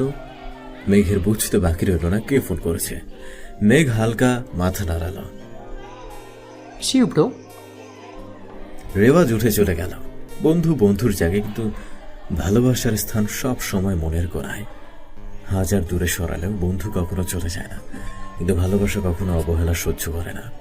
তাই ভালোবাসার বাঁধনটাকে হালকা হাতে সামলাতে হয়, যত্নের সাথে অনুভূতি দিয়ে। গত 1 মাসে একবার আমার চেহারা দেখনি, এতটা খারাপ লাগে, আগে বললেই হতো। এতটুকু বলেই উপাসটা নীরব হয়ে গেল। রেওয়াজ বেশ বুঝতে পারছে কায়া অভিমান করেছে। আসলে বেবি, আমার নাকের উপর তরমুজ সাইজের একটা পিম্পল উঠেছে, এই জন্য সরবে তোমাকে চেহারা দেখায়নি। ওপাশ থেকে হাসির শব্দ শুনে রেওয়াজের ঠোঁট দুটো প্রসারিত হলো। কায়া তার প্রজেক্টের কাজে আমেরিকাতে আছে। গত 2 মাসে মেঘ প্রতি সপ্তাহে একবার গিয়ে কায়ের সাথে সময় কাটিয়ে এসেছে, কিন্তু লাস্ট একটা মাসে সে মেঘকে নিয়ে প্রচুর ডিপ্রেস ছিল। কায়াকেও সে সবটা খুলে বলেছে, এমনকি কায়াই তাকে বলেছিল মেঘের পাশে থাকতে। কিন্তু এখন বুঝতে পারছে সে মেয়েটার সাথে বড় অন্যায় হয়ে গেছে। আসছো কবে? তুমি যখন বলবে। রেওয়াজ, আমি সিরিয়াস, সত্যি করে বলো কবে আসছো? আমিও সিরিয়াস আনিমন, তুমি বলো, আমি হাজির হয়ে যাব। তাই না? ওকে দেন, কালকের মধ্যে তোমাকে আমি শিকাগোতে হাজির চাই। Your wish is my command love. Love you, bye. Bye. কল কেটে রেওয়াজ একটা টেক্সট পাঠালো মেঘের নাম্বারে। পাসপোর্ট আর ভিসা রেডি, এই নে তোর টিকিট। এয়ারপোর্টে মেঘকে দেখে রেওয়াজ তার হাতে টিকিট ধরিয়ে দিল। ইমিগ্রেশন করে মেঘ আর রেওয়াজ বসে আছে। একটা অ্যানাউন্সমেন্ট শুনে রেওয়াজ মেঘকে টানতে টানতে বিমানে নিয়ে চড়ল। মেঘের মাথায় কিছু ঢুকছে না, কি হচ্ছে, মেঘ তাকে কোথায় নিয়ে যাচ্ছে? শুধু জরুরি ভিত্তিক একটা মেসেজ দিয়ে তাকে বাসা থেকে টেনে এনেছে। টিকিটটা খুলে দেখলো ডেস্টিনেশনের শিকাগো লেখা। কিন্তু এভাবে হুটহাট করে শিকাগো যাওয়ার মানেটা কি? কায়া ভাবের কিছু হলো নাকি? রেওয়াজ, এ রেওয়াজ, এ রেওয়াজ। মেঘের চেঁচামেচি শুনে পেছন থেকে একজন চেঁচিয়ে উঠল, hey man, what are you shooting? Sorry. Rewaz কানে হেডফোন লাগিয়ে ফুল ভলিউমে কমেডি মুভি দেখছে। মেঘ রেওয়াজের কান থেকে হেডফোনটা টেনে খুলে নিল। কি সমস্যা তোর? তুই নিজেও মুভি দেখবি না, আমাকেও দেখতে দিবি না? রেওয়াজ, তুই শিকাগো যাচ্ছিস ফ্লাইটে কমেডি মুভি দেখার জন্য? সত্যি করে বলতো, তুই শিকাগো কেন যাচ্ছিস আর আমাকে কেন নিয়ে যাচ্ছিস? কায়া ভাবের কিছু? তোর ভাবি আমাকে বলেছে কালকের মধ্যে ওনার সামনে হাজির হতে। বেঁচেটা আমাকে নাকি খুব মিস করছে। আলহামদুলিল্লাহ, তার জন্য তুই এভাবে আমাকে বাসা থেকে টেনে নিয়ে যাবি? মেঘ, আমি তোর বেস্ট ফ্রেন্ড, তোকে আমি হাড়ে হাড়ে চিনি। আমি যদি তোকে বলতাম আমি কায়ের সাথে দেখা করতে যাচ্ছি, তুই অফিসে মিটিং কোনো না কোনো বাহানা দিয়ে প্ল্যান ক্যান্সেল করে দিতি। আর তোকে তেল লাগানোর মতো টাইম আমার কাছে নেই, বুঝলি? এখন চুপচাপ মুভি দেখ। রেওয়াজ আবার মুভি দেখায় ব্যস্ত হয়ে পড়ল। মেঘ আনমনে বাইরে তাকালো। শুধু মেঘ ভাসছে চারিদিকে। সাদা মেঘের ফাঁকে দু একটা কালো মেঘ ভেসে আছে। বেশ কয়েকটা কালো মেঘ জড়ো হয়ে বৃষ্টি নামবে, শীতল হবে পরিবেশ। কিন্তু বৃষ্টি তার বুকে যে আগুন লাগিয়ে দিয়েছে সেটা কোনোদিনও নিবে না। পেছন থেকে হঠাৎ করে কেউ চোখ চেপে ধরায় কেঁপে উঠল কায়া। হাতের মধ্যে তরল কিছুর উপস্থিতি পেয়ে বাঁধন আলগা করে দিল রেওয়াজ। কায়া মুহূর্ত দেরি না করে পেছন ফিরে রেওয়াজের ঠোঁট দুটো আঁকড়ে ধরল। কেবিনের কোণে দাঁড়িয়ে অফিসের কাগজ চেক করছিল সে। সুযোগ বুঝে রেওয়াজ টুপ করে কায়ার চোখটা চেপে ধরল। কিন্তু কায়া হুট করে এভাবে তাকে কিস করবে এটা ভাবেনি। ভেবেছিল হয়তো কায়া মুখ ফুলিয়ে কথা বলা বন্ধ করে দিবে। কায়া রেওয়াজের ঠোঁট ছেড়ে দিয়ে উল্টো দিকে ঘুরে দাঁড়ালো। রেওয়াজ পুরো বনে গেছে। কায়া, তুমি ঠিক আছো কায়া? একটা কথা বলবা না রেওয়াজ? তুমি জানো আমি এই 1 মাস কতটা কষ্ট পেয়েছি। I am sorry my love, but মেঘের জন্য। আমি জানি মেঘ, আমার কোনো এক্সপ্লেনেশন চাই না। I am just saying I miss you and I love you. Rewaz কায়াকে শক্ত করে জড়িয়ে ধরল। কায়ার কোমরে হাত পেঁচিয়ে মিশিয়ে নিল নিজের সাথে। দু গালে হাত দিয়ে তার কপালের সাথে কপাল ঠেকালো। একে অপরের নিঃশ্বাস প্রতিফলিত হচ্ছে। কায়া চোখ দুটো বন্ধ করে আছে। আলতো করে কায়ার বন্ধ চোখ দুটোতে চুমু দিয়ে তার ঠোঁট দুটো দখল করে নিল রেওয়াজ। কায়া চোখ দুটো বড় বড় করে রেওয়াজকে দেখছে। রেওয়াজ সেদিকে পাত্তা না দিয়ে কায়ার হাত দুটো মুঠো করে বুকের মধ্যে জড়িয়ে নিল। কায়াও আবেশে রেওয়াজের ভালোবাসা নিতে লাগলো। 18 ঘন্টার জার্নি শেষে বেশ ক্লান্ত মেঘ হোটেলের রুমে ঢুকে এসে ফ্রেশ হয়ে ঘুমের দেশে তলিয়ে গেছে। ঘুম ভাঙল ফোনের রিংটনে।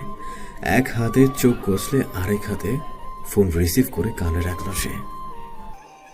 Yes Olivia. Sir, we have a meeting in next week at Chicago. When will you leave? Olivia, I am already here for some personal issue. Get the papers ready and come here within 2 days. We will discuss later the rest. Got it, sir. Call কেটে ওয়াশরুমের দিকে পা বাড়াবে তখনই আবার ফোনটা বেজে উঠল। স্ক্রিনে বেস্ট বাডি নামটা দেখে হালকা হাসল মেঘ। মেঘ, কই তুই? এয়ারপোর্টে থেকে তোর কোনো খোঁজ নেই। What the hell are you? Relax buddy, আমি হোটেলে। হোয়াট? তুই হোটেলে কেন? মেঘ, আমার নিজের পার্সোনাল ফার্মাস আছে, কার ফ্ল্যাট আছে, তারপরেও তুই? আমি কায়া ভাবের কাছে যেতে যাচ্ছি না। বেচারি আমার জন্য এমনিতেই প্রবলেম ফেস করছে। তুই বরং তোর ফার্ম হাউসের এক্সট্রাটা দে।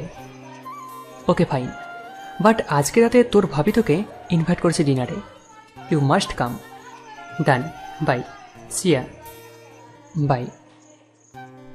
ফোন রেখে ওয়াশরুমে চলে গেল মেঘ।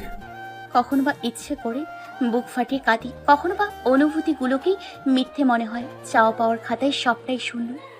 খুব করে ইচ্ছে হয় দূরে থেকেও নিজেকে আড়াল করতে, কখনো বা নিজেকেই অপ্রয়োজনীয় মনে হয়। অনুভূতির আহ্বানে সাড়া দেয়া বেহায়া মনটাও আজ বেখেয়ালি। নিস্তব্ধতা গ্রাস করলে সবাই ছোটে পূর্ণতার সন্ধানে। আমি অপরাগ হয়ে বসে থাকি শূন্যতার পানে চোখ রেখে। কিছু শূন্যতা কখনো পূর্ণতা পায় না, তবে অন্য এক মিশ্র অনুভূতি শূন্যতার জোয়ারে ভাটার আগমনী বার্তা নিয়ে আসে। আনমনে কতগুলো ভাবছি বৃষ্টি।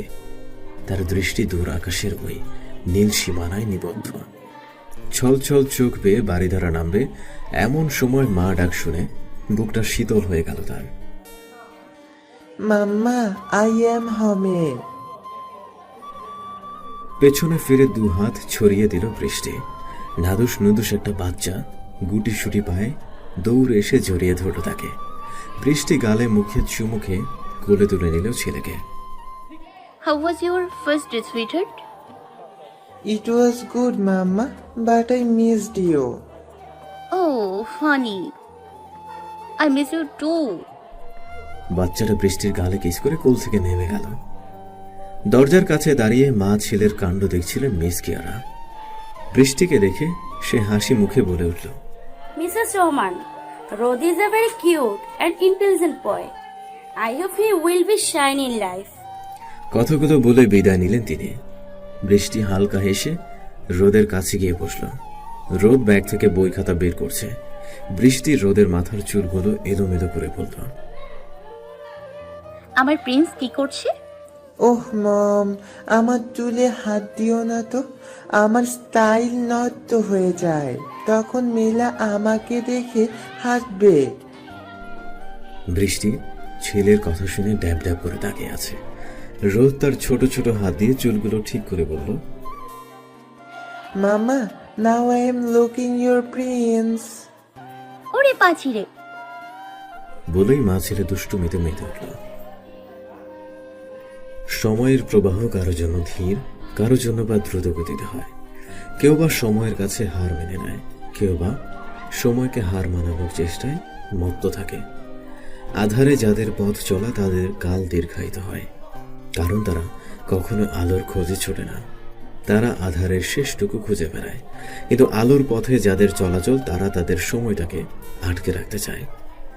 সময়ের অনেক আগেই তারা অনেকটা পেয়ে যায়। মেঘও তেমনি আধার পথের যাত্রী।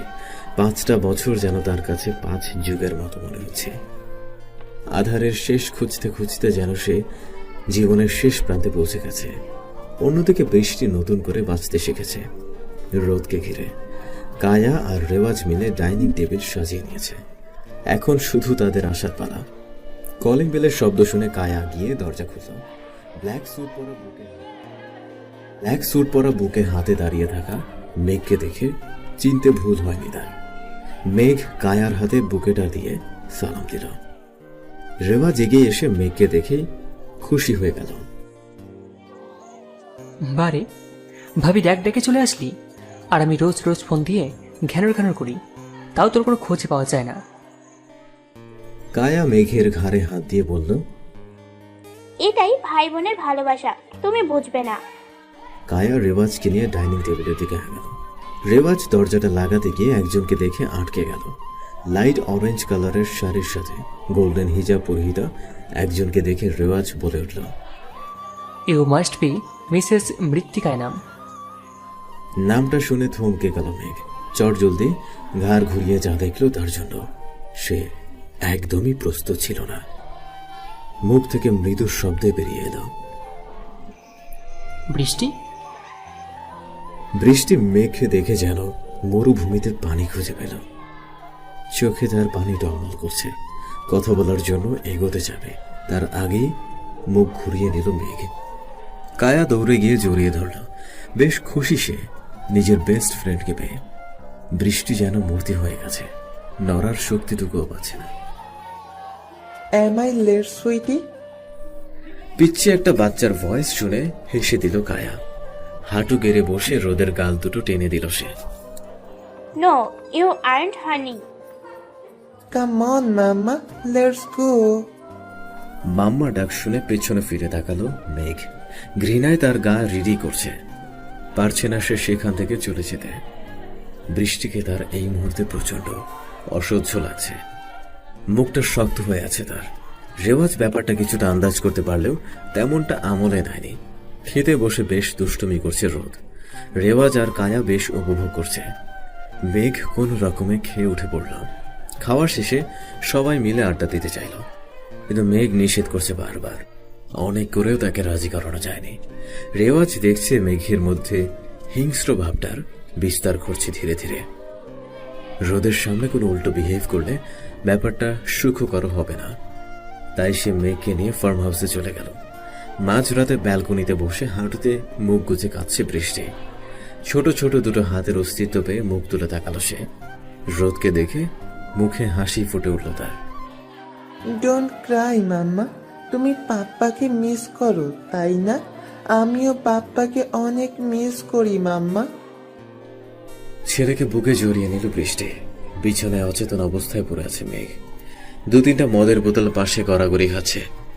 নেশা মাথায় চড়ে আছে তার, কিন্তু কোনোভাবেই রাগ কমছে না। চোখের সামনে সবটা ঝাপসা হয়ে আসছে তার। ধীরে ধীরে তলিয়ে যাচ্ছে ঘুমের অতল সমুদ্রে। দুটো হাত ধীরে ধীরে কোমর আঁকড়ে নিল কায়ার। আমি ঘুমাইনি রেওয়াজ। তাতে কি, নিজের বউকে ভালোবেসেছি, তাতে কার কি? কায়াকে নিজের দিকে ফিরিয়ে নিল রেওয়াজ। তার দৃষ্টি কায়ার ঠোঁট দুটোতে নিবদ্ধ। কায়া কিছু বলতে যাবে আগেই টুপ করে ঠোঁটে চুমু খেয়ে বসল রেওয়াজ। একটা হাত কায়ার কোমর আঁকড়ে আছে, আর একটা হাত অবাধ পিঠাতে বিচরণ করছে। ভালোবাসার এক নতুন বাঁধনে আবদ্ধ হচ্ছে তারা। বক্সিং ব্যাগে ইচ্ছে মতো ঘুষি মারছে মেঘ। রাগে গা ফেটে যাচ্ছে। বক্সিং ব্যাগের জায়গায় আয়াজকে মারতে পারলে প্রচন্ড শান্তি পেত সে। হঠাৎ করে রোদের চেহারাটা মনে পড়তেই থেমে গেল সে। বক্সিং ব্যাগটাতে বাড়ি খেয়ে ধূপ করে মাটিতে বসে পড়ল সে। রোদের চেহারাটা বারবার তার চোখে ভাসছে। কি মাসুম বাচ্চাটা, ছোট ছোট হাত পা ছুড়ে বেশ হেসে খেলে বেড়াচ্ছিল সে। আজকে যদি বৃষ্টি তার সাথে থাকতো তাহলে হয়তো তারও রোদের মতো একটা কিউট বাচ্চা থাকতো। রোদকে দেখে খুব ইচ্ছে হচ্ছিল তার সঙ্গে খেলা, তার গাল দুটো হালকা করে টেনে দেয়া। কিন্তু সব ইচ্ছে পূরণ হয় না, চাইলেও আমরা করতে পারি না। Sir, I am here. Where to meet? At the farm house. Got it sir. কান থেকে ফোনটা নামিয়ে উঠে পড়ল মেঘ। প্রায় 20 মিনিট ধরে রিসিপশনে বসে আছে মেঘ। অলিভিয়া বেশ কয়েকবার মেঘকে ঘুরে আসার জন্য সেধেছে, কিন্তু মেঘ রোবটের মতো বসে কি জানি ভাবছে। কিছুক্ষণ পর একজন সুন্দরী রমণী এসে তাদের মিটিং রুমে যেতে বললেন। মেঘ হালকা বিরক্তি নিয়ে এগোতে লাগল। মিটিং রুমের দরজা খুলে ঢুকতে যাবে তখনই থমকে গেল হালকা মিষ্টি একটা গন্ধে। চোখ তুলে তাকাতেই যেন সে চমকে গেল। হালকা ব্লু শাড়িতে অসম্ভব সুন্দর লাগছে তাকে। নিজেকে সামলে নেয় মেঘ। বৃষ্টির বেশ অস্বস্তি লাগছে মেঘকে দেখে। অলিভিয়া এগিয়ে গিয়ে বৃষ্টির সাথে কথা বলতে লাগল। মেঘ চুপচাপ একটা চেয়ারে বসে পড়ল। তার চোখ দুটো বৃষ্টিতে নিবদ্ধ। অলিভিয়া বৃষ্টিকে প্রেজেন্টেশন দেখাচ্ছে। কথার ফাঁকে বৃষ্টি মেঘের দিকে বারবার নজর দিচ্ছে। প্রেজেন্টেশন শেষে বৃষ্টি ডিল ফাইনাল করল। অলিভিয়া বেশ খুশি। এই ডিলটা থেকে তাদের কোম্পানি অনেক লাভ করতে পারবে। কিন্তু মেঘ একঘেয়ে বসে আছে। অলিভিয়া হাত ধরে টানছে মেঘকে ওঠার জন্য। মেঘ চোখ তুলে তাকাতেই অলিভিয়া হাত ছেড়ে দিয়ে সোজা হয়ে দাঁড়ালো। মেঘ কি জানি ভেবে অলিভিয়ার কোমরে হাত দিয়ে পেঁচিয়ে নিল। মুহূর্তেই বৃষ্টির মুখটা মলিন হয়ে গেল। ঠোঁটের কোণ তবুও যথাসাধ্য হাসি করে ধরে রেখেছে সে। মেঘ বের হতে যাবে তখন রোদ দৌড়ে এসে পাপা পাপা বলে 2 হাত মেঘের দিকে বাড়িয়ে দিল। মেঘ আর নিজেকে আটকাতে পারল না। চুপ করে রোদকে কোলে তুলে নিয়ে আদর করতে লাগলো। রোদও মেঘের কোলে উঠে দুষ্টুমি করতে লাগলো। আধো আধো বলে কথা বলছে আর খিলখিল করে হাসছে। তা দেখে মেঘও হাসছে। বৃষ্টির ঠোঁটে অজান্তেই হাসি ফুটে উঠল। অলিভিয়ার দিকে তাকাতেই দেখল সে ভ্রু কুঁচকে মেঘ আর রোদকে দেখছে। বৃষ্টি এগিয়ে গিয়ে রোদকে মেঘের কোল থেকে নামিয়ে দিল। মেঘ বেশ বিরক্ত হলো ব্যাপারটাতে, কিন্তু বৃষ্টিকে দেখে সেখান থেকে বের হয়ে চলে গেল। অলিভিয়াও ছুট লাগালো মেঘের পিছে পিছে। মেঘ চলে যেতেই বৃষ্টি রোদকে কোল থেকে নামিয়ে বলল, ওনাকে আর পাপা বলবে না Rod. But mamma. No. Okay mamma. Rod মুখ ফুলিয়ে সেখান থেকে চলে গেল। বিছানায় বসে টেবিল ল্যাম্প অন অফ করছে মেঘ। রোদের কথা ভাবছে সে। কত কিউট বাচ্চাটা। যখন সে তার ছোট ছোট হাত দুটো দিয়ে মেঘের গাল ছুঁয়ে দিচ্ছিল, একটা অন্যরকম অনুভূতি কাজ করছিল তার মাঝে। ইচ্ছে করছিল পুচ্ছিটাকে বুকের মধ্যে জড়িয়ে রাখতে। দরজায় দুটো টোকার আওয়াজ পেয়ে মাথা তুলে তাকালো মেঘ। পারমিশনের অভ্যাস কবে থেকে করলি? তুই যখন থেকে নিজের অস্তিত্বকে চিনতে ভুল করলি তখন থেকে। কথাগুলো বলে ভেতরে আসলো রেওয়াজ। মানে? মেঘ, রোদ তো ছেলে। মেঘ বিছানা থেকে নেমে গিয়ে একটা বিয়ারের বোতল খুলে বেশ খানিকটা মদ ঢেলে নিল গ্লাসে। রোদ আমার ছেলে না রেওয়াজ, রোদ আয়াজ চৌধুরীর ছেলে। মেঘ, তোর ধারণাও নেই তুই কি বলছিস। আছে রেওয়াজ, অনেক ভালো করে জানা আছে। বরং এটা বলবো তুই কিছু জানিস না। মেঘ। আয়াজ চৌধুরী ডিপিএস ট্র্যাক করে আমি সেদিন গিয়ে হাজিরাই হোটেল ডায়মন্ডে। হোটেলে পা রাখতেই চোখ পড়ে রিসেপশনের দিকে। Ayaz Chowdhury personal secretary mister Mahbub বসে পেপার পড়ছেন। উনি আমাকে দেখতেই একটা নোংরা হাসি দিলেন। আমি কোনো কথা না বলে আগতে লাগলাম। 304 নম্বর রুম, 3rd ফ্লোর, হাতের ডানে রুম। কথাটা শুনেই থমকে গেলাম। পিছন ফিরে তাকাতেই একটা বাঁকা হাসি দিয়ে মাহবুব বলে উঠল, আই থিঙ্ক আপনি খুঁজে পাবেন না, আমি নিয়ে যাচ্ছি, চলুন। তবে মিস্টার ম্যাক, একটা জিনিস মানতে হবে, আপনি অনেক লাকি, কারণ আপনার ওয়াইফ অনেক সেন্সেবল। ওনার এই স্টেপে আপনার চাকরিও বেঁচে যাবে, আর আপনার ওয়াইফও সাময়িক এনজয়মেন্ট হবে। কথাটা শোনার পর যে কোনো স্বামীর পক্ষে সম্ভব না নিজেকে ধরে রাখার। জোরে একটা চিৎকার দিয়ে কলার চেপে ধরলাম ওনার। সাথে সাথে কয়েকজন সিকিউরিটি গার্ড এসে আমার হাত চেপে ধরল। মিস্টার মাহবুব হাতের ইশারা করতেই আমাকে টেনে হিঁচড়ে 304 নম্বর রুমের মধ্যে নিয়ে যাওয়া হলো। রুমের দরজা ঢুকে পড়তেই আয়াজ চৌধুরী দরজা খুলে দিল। তার পরনে একটা নাইস গাউন আর হাতে ওয়াইনের গ্লাস। আর একটু ভিতরে উঁকি মারতেই আমি থমকে গেলাম। আমার হাত পা অবশ্যই আসলো। বিছানায় বৃষ্টি আচ্ছা অবস্থায় পড়ে আছে। তার পরনে ক্লিপলেস ব্লাউজ আর হালকা সিল্কের শাড়ি। বৃষ্টি হয়তো আমাকে দেখার জন্য মোটেও প্রস্তুত ছিল না। আমাকে দেখে সে চমকে গেল। কোন রকমে সোজা হয়ে বসে সে কিছু একটা লুকানোর চেষ্টা করতে লাগলো। বৃষ্টির চেহারায় ভারী মেকআপ, গায়ে পারফিউমের মন মাতানো গন্ধ। যে কোনো ছেলেকেই সে ঘায়েল করতে প্রস্তুত। আমি অবাক চোখে বৃষ্টির দিকে তাকিয়ে আছি। আমি কিছু বলতে চাবো, তার আগে বৃষ্টি বলে উঠল, তুমি এখানে কেন মেঘ? কেন? আমার উপস্থিতি বুঝে তোমার সহ্য হচ্ছে না? মেঘ, তোমার মাথা ঠিক নেই এখন। তুমি বাসায় যাও, আমি পরে তোমার সাথে কথা বলবো। কথা বলার মতো কিছু বেঁচে আছে বৃষ্টি? আমার যে জানার, যা বোঝার তা অনেক আগেই বুঝে নিয়েছি।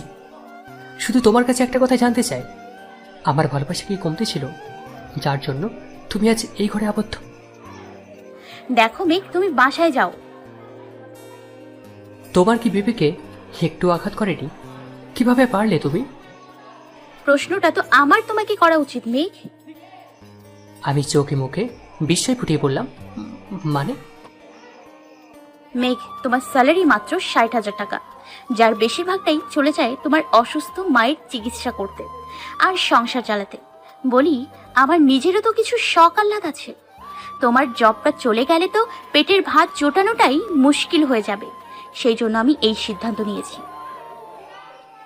বৃষ্টির কথাগুলো শুনে আমি নিজের রাগ ধরে রাখতে পারিনি। কষে দুটো থাপ্পড় বসিয়ে দিয়েছি। বৃষ্টির ফর্সা কাল দুটো মুহূর্তে লাল হয়ে গেল। আমি কিছু না বলে সেখান থেকে চলে আসলাম। নিজেকে প্রচণ্ড ছোট মনে হচ্ছিল। ঘৃণা ধরে গিয়েছিল নিজের উপর।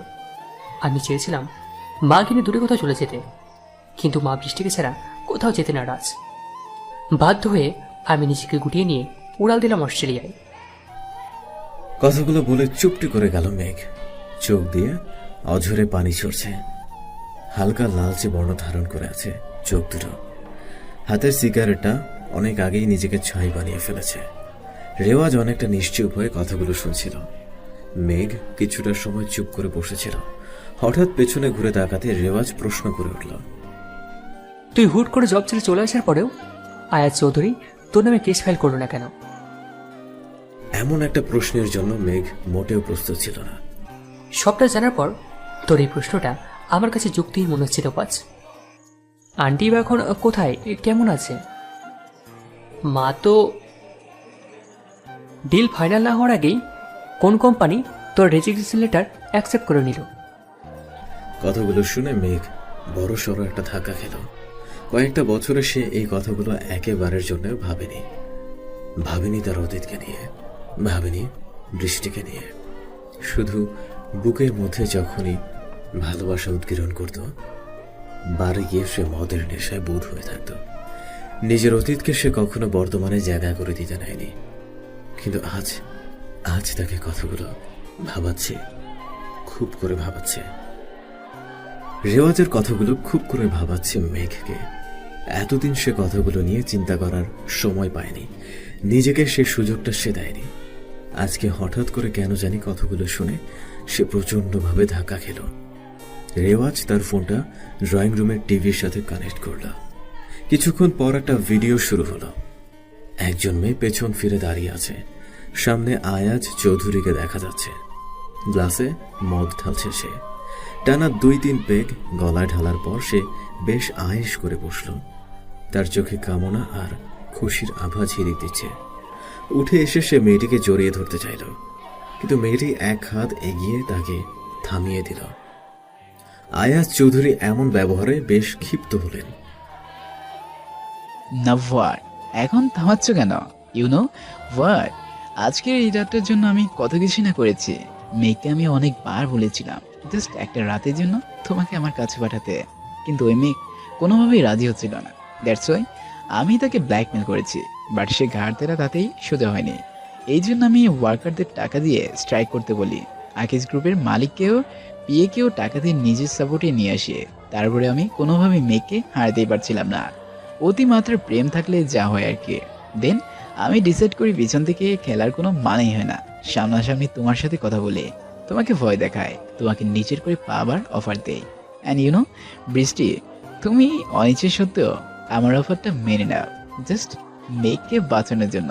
না come on Brishti, don't make me force you. শেষের কথাগুলো শুনে মেঘের হাত থেকে ফোন পড়ে গেল। 2 হাঁটুর উপর ভর করে মাটিতে বসে পড়ল। চোখ থেকে টপ টপ করে পানি পড়ছে তার। পারছে না সে সবটা অস্বীকার করতে। মস্তিষ্ক তাকে বারবার অস্বীকৃতি জানাচ্ছে, কিন্তু মন তাকে অনবরত দোষারোপ করছে। কুরে করে খাচ্ছে তাকে, ইচ্ছে করছে তার সব ঘুরিয়ে দিতে। রেওয়াজ তার পাশে বসে কাঁধে আলতো করে হাত রাখল। মুহূর্তে মেঘ তাকে জড়িয়ে ধরে হাউমাউ করে কেঁদে দিল। আমি ভুলটা কিভাবে করতে পারলাম রেওয়াজ? কিভাবে পারলাম বৃষ্টিকে অবিশ্বাস করতে? যে মেয়েটা আমাকে নিজের চেয়েও বেশি ভালোবাসলো, তার জন্য এত কিছু করলো, আমি কিনা তাকেই। রোদ আর বৃষ্টি খেলছে। মিসেস রহমান বসে বসে তাদের খুনসুটি দেখছেন। রোদের বলটা গড়িয়ে গিয়ে কারো পায়ে গিয়ে ঠেকল। রোদ মাথা তুলে তাকাতেই মেঘকে দেখতে পেয়ে খুশিতে চেঁচিয়ে উঠল, বাবা। দৌড়ে গিয়ে সে মেঘের কোলে উঠল। কলিজার টুকরোকে নিজের বুকে জড়িয়ে নিল মেঘ। এলো পাথারে চুমু খাচ্ছে সে রোদের মুখে। বৃষ্টি হাঁ হয়ে সব দেখছে, তার চোখে পানি টলমল করছে। মিসেস রহমান ছেলেকে পেয়ে খুশিতে কেঁদে দিলেন। বৃষ্টি দৌড়ে চলে গেল রুমে। এক কোণে দাঁড়িয়ে কাঁদছে সে। 5 বছরের অপেক্ষার আজ অবসান ঘটেছে। সেই সাথে বুকে জমে থাকা ব্যথাগুলো মাথা চারা দিচ্ছে। কোমরে কারো শীতল হাতের ছোঁয়া পেয়ে পেছন ফিরে জড়িয়ে ধরল সে। মেঘের কোটে খামচে ধরেছে সে। চোখের পানিতে শার্ট ভিজে যাচ্ছে। মেঘও বা কম কিসে, সেও বৃষ্টির সাথে তাল মিলিয়ে অশ্রু বিসর্জন দিচ্ছে। 2 হাতে শক্ত করে নিজের মধ্যে মিশিয়ে নিচ্ছে সে বৃষ্টিকে। আই এম সরি বৃষ্টি, আমাকে মাফ করে দাও প্লিজ। আমার উচিত ছিল তোমাকে বিশ্বাস করা, তোমার ভালোবাসে ভরসা রাখা। আই এম সরি বৃষ্টি। আই লাভ ইউ মেঘ। অস্ফুট স্বরে কথাটা বের হয়ে আসলো বৃষ্টির মুখ থেকে। মেঘ যেন থমকে গেল কথাটা শুনে। ভেবেছিল হয়তো বৃষ্টি অভিমানের ঝোলা খুলে বসবে, অথচ সে কিনা। বৃষ্টি তুমি? মেঘ, আমি তোমার অর্ধাঙ্গিনী। মেঘ হালকা হেসে বলল, হ্যাঁ, আমার অর্ধাঙ্গিনী, an ideal wife. And my perfect mother. কথাটা বলেই গুটিসুটি পায়ে দৌড়ে গেল রোদ। মেঘ আর বৃষ্টি রোদের কথা শুনে হেসে ফেলল। মেঘের কোলে চড়ে বৃষ্টির গলা জড়িয়ে ধরল রোদ। হুট করে রেওয়াজের কাঁধ থেকে মাথা তুলে তার ফোনটা ছুঁড়ে মারল মেঘ। এরকম কিছুই রেওয়াজ আশা করেনি। মেঘ হঠাৎ করে চেঁচিয়ে উঠল, আমি মানি না, এসব মিথ্যে, সব মিথ্যে। মেঘ, তুই অস্বীকার করলেও সত্যটা পাল্টে যাবে না। সত্য সবসময় অবিকৃত। বৃষ্টি কায়ের বেস্ট ফ্রেন্ড, স্কুল লাইফ থেকে ওদের পরিচয়। ইউএসএতে জবের জন্য তারা একসাথে অ্যাপ্লাই করেছিল। ভাগ্যক্রমে বৃষ্টি আর কায়া দুজনে অ্যাপয়েন্টমেন্ট লেটার পেয়েছিল, কিন্তু বৃষ্টি তোর জন্য নিজের লাইফে নিজের কেরিয়ার সবটা ছেড়ে চলে আসে। কায়া হাজার বোঝানো সত্ত্বেও বৃষ্টি তার কথায় অনড় ছিল। যে মেয়ে নিজের যোগ্যতায় পাওয়া লাখ লাখ টাকা পায়ে ঠেলে তোর মতো একটা সামান্য ছেলের হাত ধরতে পারে, সে মেয়ে আর চাই হোক কখনো নষ্ট হতে পারে না। শিকাগো ফার্মে একটা প্রজেক্ট থেকে আমার আর গায়ে পরিচয় হয়। তারপর সম্পর্কটা ভালোবাসা পর্যন্ত গিয়েছিল। কায়া প্রায় বলতো তার বেস্ট ফ্রেন্ডের কথা, কিন্তু আমি কখনো জানতে চাইনি সে ফ্রেন্ডটাকে। কিন্তু সেদিন ডিনারের সময় বৃষ্টি ভাবিকে দেখে তার বিহেভ বেশ পরিবর্তন খেয়াল করলাম আমি। ডিনার শেষে কায়া আমাকে সব কিছু খুলে বলে, ইভেন এই ভিডিওটা আমাকে কায় দিয়েছিল। তাহলে এতদিন এই ভিডিওটা আমাকে কেন দেয়নি বৃষ্টি? তোর আগের ফেসবুক আর টুইটার অ্যাকাউন্টের ইনবক্স চেক করতো। মেঘ তড়িঘড়ি করে নিজের ফোনটা হাতে নিয়ে তার সোশ্যাল মিডিয়া অ্যাকাউন্ট চেক করতে লাগলো। একটা কনভারসেশন ওপেন করতেই হাত থেকে তার ফোনটা পড়ে গেল। মেঘ, সময় অনেক কিছু পাল্টে দেয়, অনেক কিছু কেড়ে নিতে চায়, কিন্তু কতটুকু হারাবো সেটা আমাদের আঁকড়ে ধরার উপর নির্ভর করে। তুই বৃষ্টিকে আঁকড়ে ধরতে পারিসনি, তাই সময় তোকে তার থেকে দূরে নিয়ে গেছে। তুই অস্ট্রেলিয়া আসার কিছুদিনের মধ্যেই এই ভিডিও ভাইরাল হয়ে যায়। আয়া চৌধুরীকে জব থেকে বের করে দেওয়া হয়। ইভেন ফ্রড আর হ্যারাসমেন্ট কেসে 5 বছরের জন্য জেলে পাঠানো হয়। বৃষ্টি অনেক চেষ্টা করছিল তোকে খোঁজা, কিন্তু পায়নি। আন্টিকে নিয়ে শিকাগোতে শিফট হয়ে যায়। 2 ফোঁটা পানি বেয়ে পড়লো মেঘের চোখ থেকে। ফটো ফ্রেমটা বাম হাতে মুছে নিল। মেঘ, বৃষ্টি আর রোদের ছবি। বাবা চলো না, দেরি হয়ে যাচ্ছে তো, কেক কাটবো। রোদের ডাক শুনে ফ্রেমটা বেড সাইডে রেখে গেল মেঘ। নিচে নামতে দেখতে পেল রোদ তার ফ্রেন্ডদের সাথে খেলছে। বৃষ্টি হাসি মুখে সবার সাথে পরিচিত হচ্ছে। ওয়েস্টার্ন ড্রেসের ভিড়ে সাদা শাড়িতে বৃষ্টি সবার নজর কাড়ছে। মেঘ সিঁড়ি বেয়ে নিচে নেমে গিয়ে বৃষ্টির পাশে দাঁড়ালো। বৃষ্টি মেঘকে দেখে হালকা হাসলো। মেঘ আলতো করে বৃষ্টির কপালে একটা চুমু এঁকে দিল। রোদ এসে হাত ধরে দুজনকে টেনে নিয়ে গেল। কেক কাটার পর সবাই যে যার মতো গল্প করছে। হঠাৎ করে কিছু একটা শব্দ শুনে সবাই সেদিকে ছুটে গেল। মেঘ আর বৃষ্টি এগিয়ে গিয়ে দেখলো কায়া রেওয়াজের সামনে দাঁড়িয়ে চেঁচাচ্ছে। আরেকজন ফরেইনার গালে হাত দিয়ে দাঁড়িয়ে আছে। আশেপাশের একজন বলে উঠল মেয়েটি নাকি রেওয়াজকে বারবার কিস করার ট্রাই করছিল, বাট রেওয়াজ পাত্তা দিচ্ছিল না। কায়ার চোখে পড়তে সে ঠাস করে মেয়েটার গালে একটা থাপ্পড় বসিয়ে দেয়। মেঘ রেওয়াজের কাছে গিয়ে তার কাঁধে হাত রেখে বলল, ভাই, এরা লিপস্টিক শেয়ার করবে কিন্তু হাসবেন কিনা, এটাই হলো অর্ধাঙ্গিনী অ্যান্ড আইডিয়াল ওয়াইফ। মেঘের কথা রেওয়াজ শুনে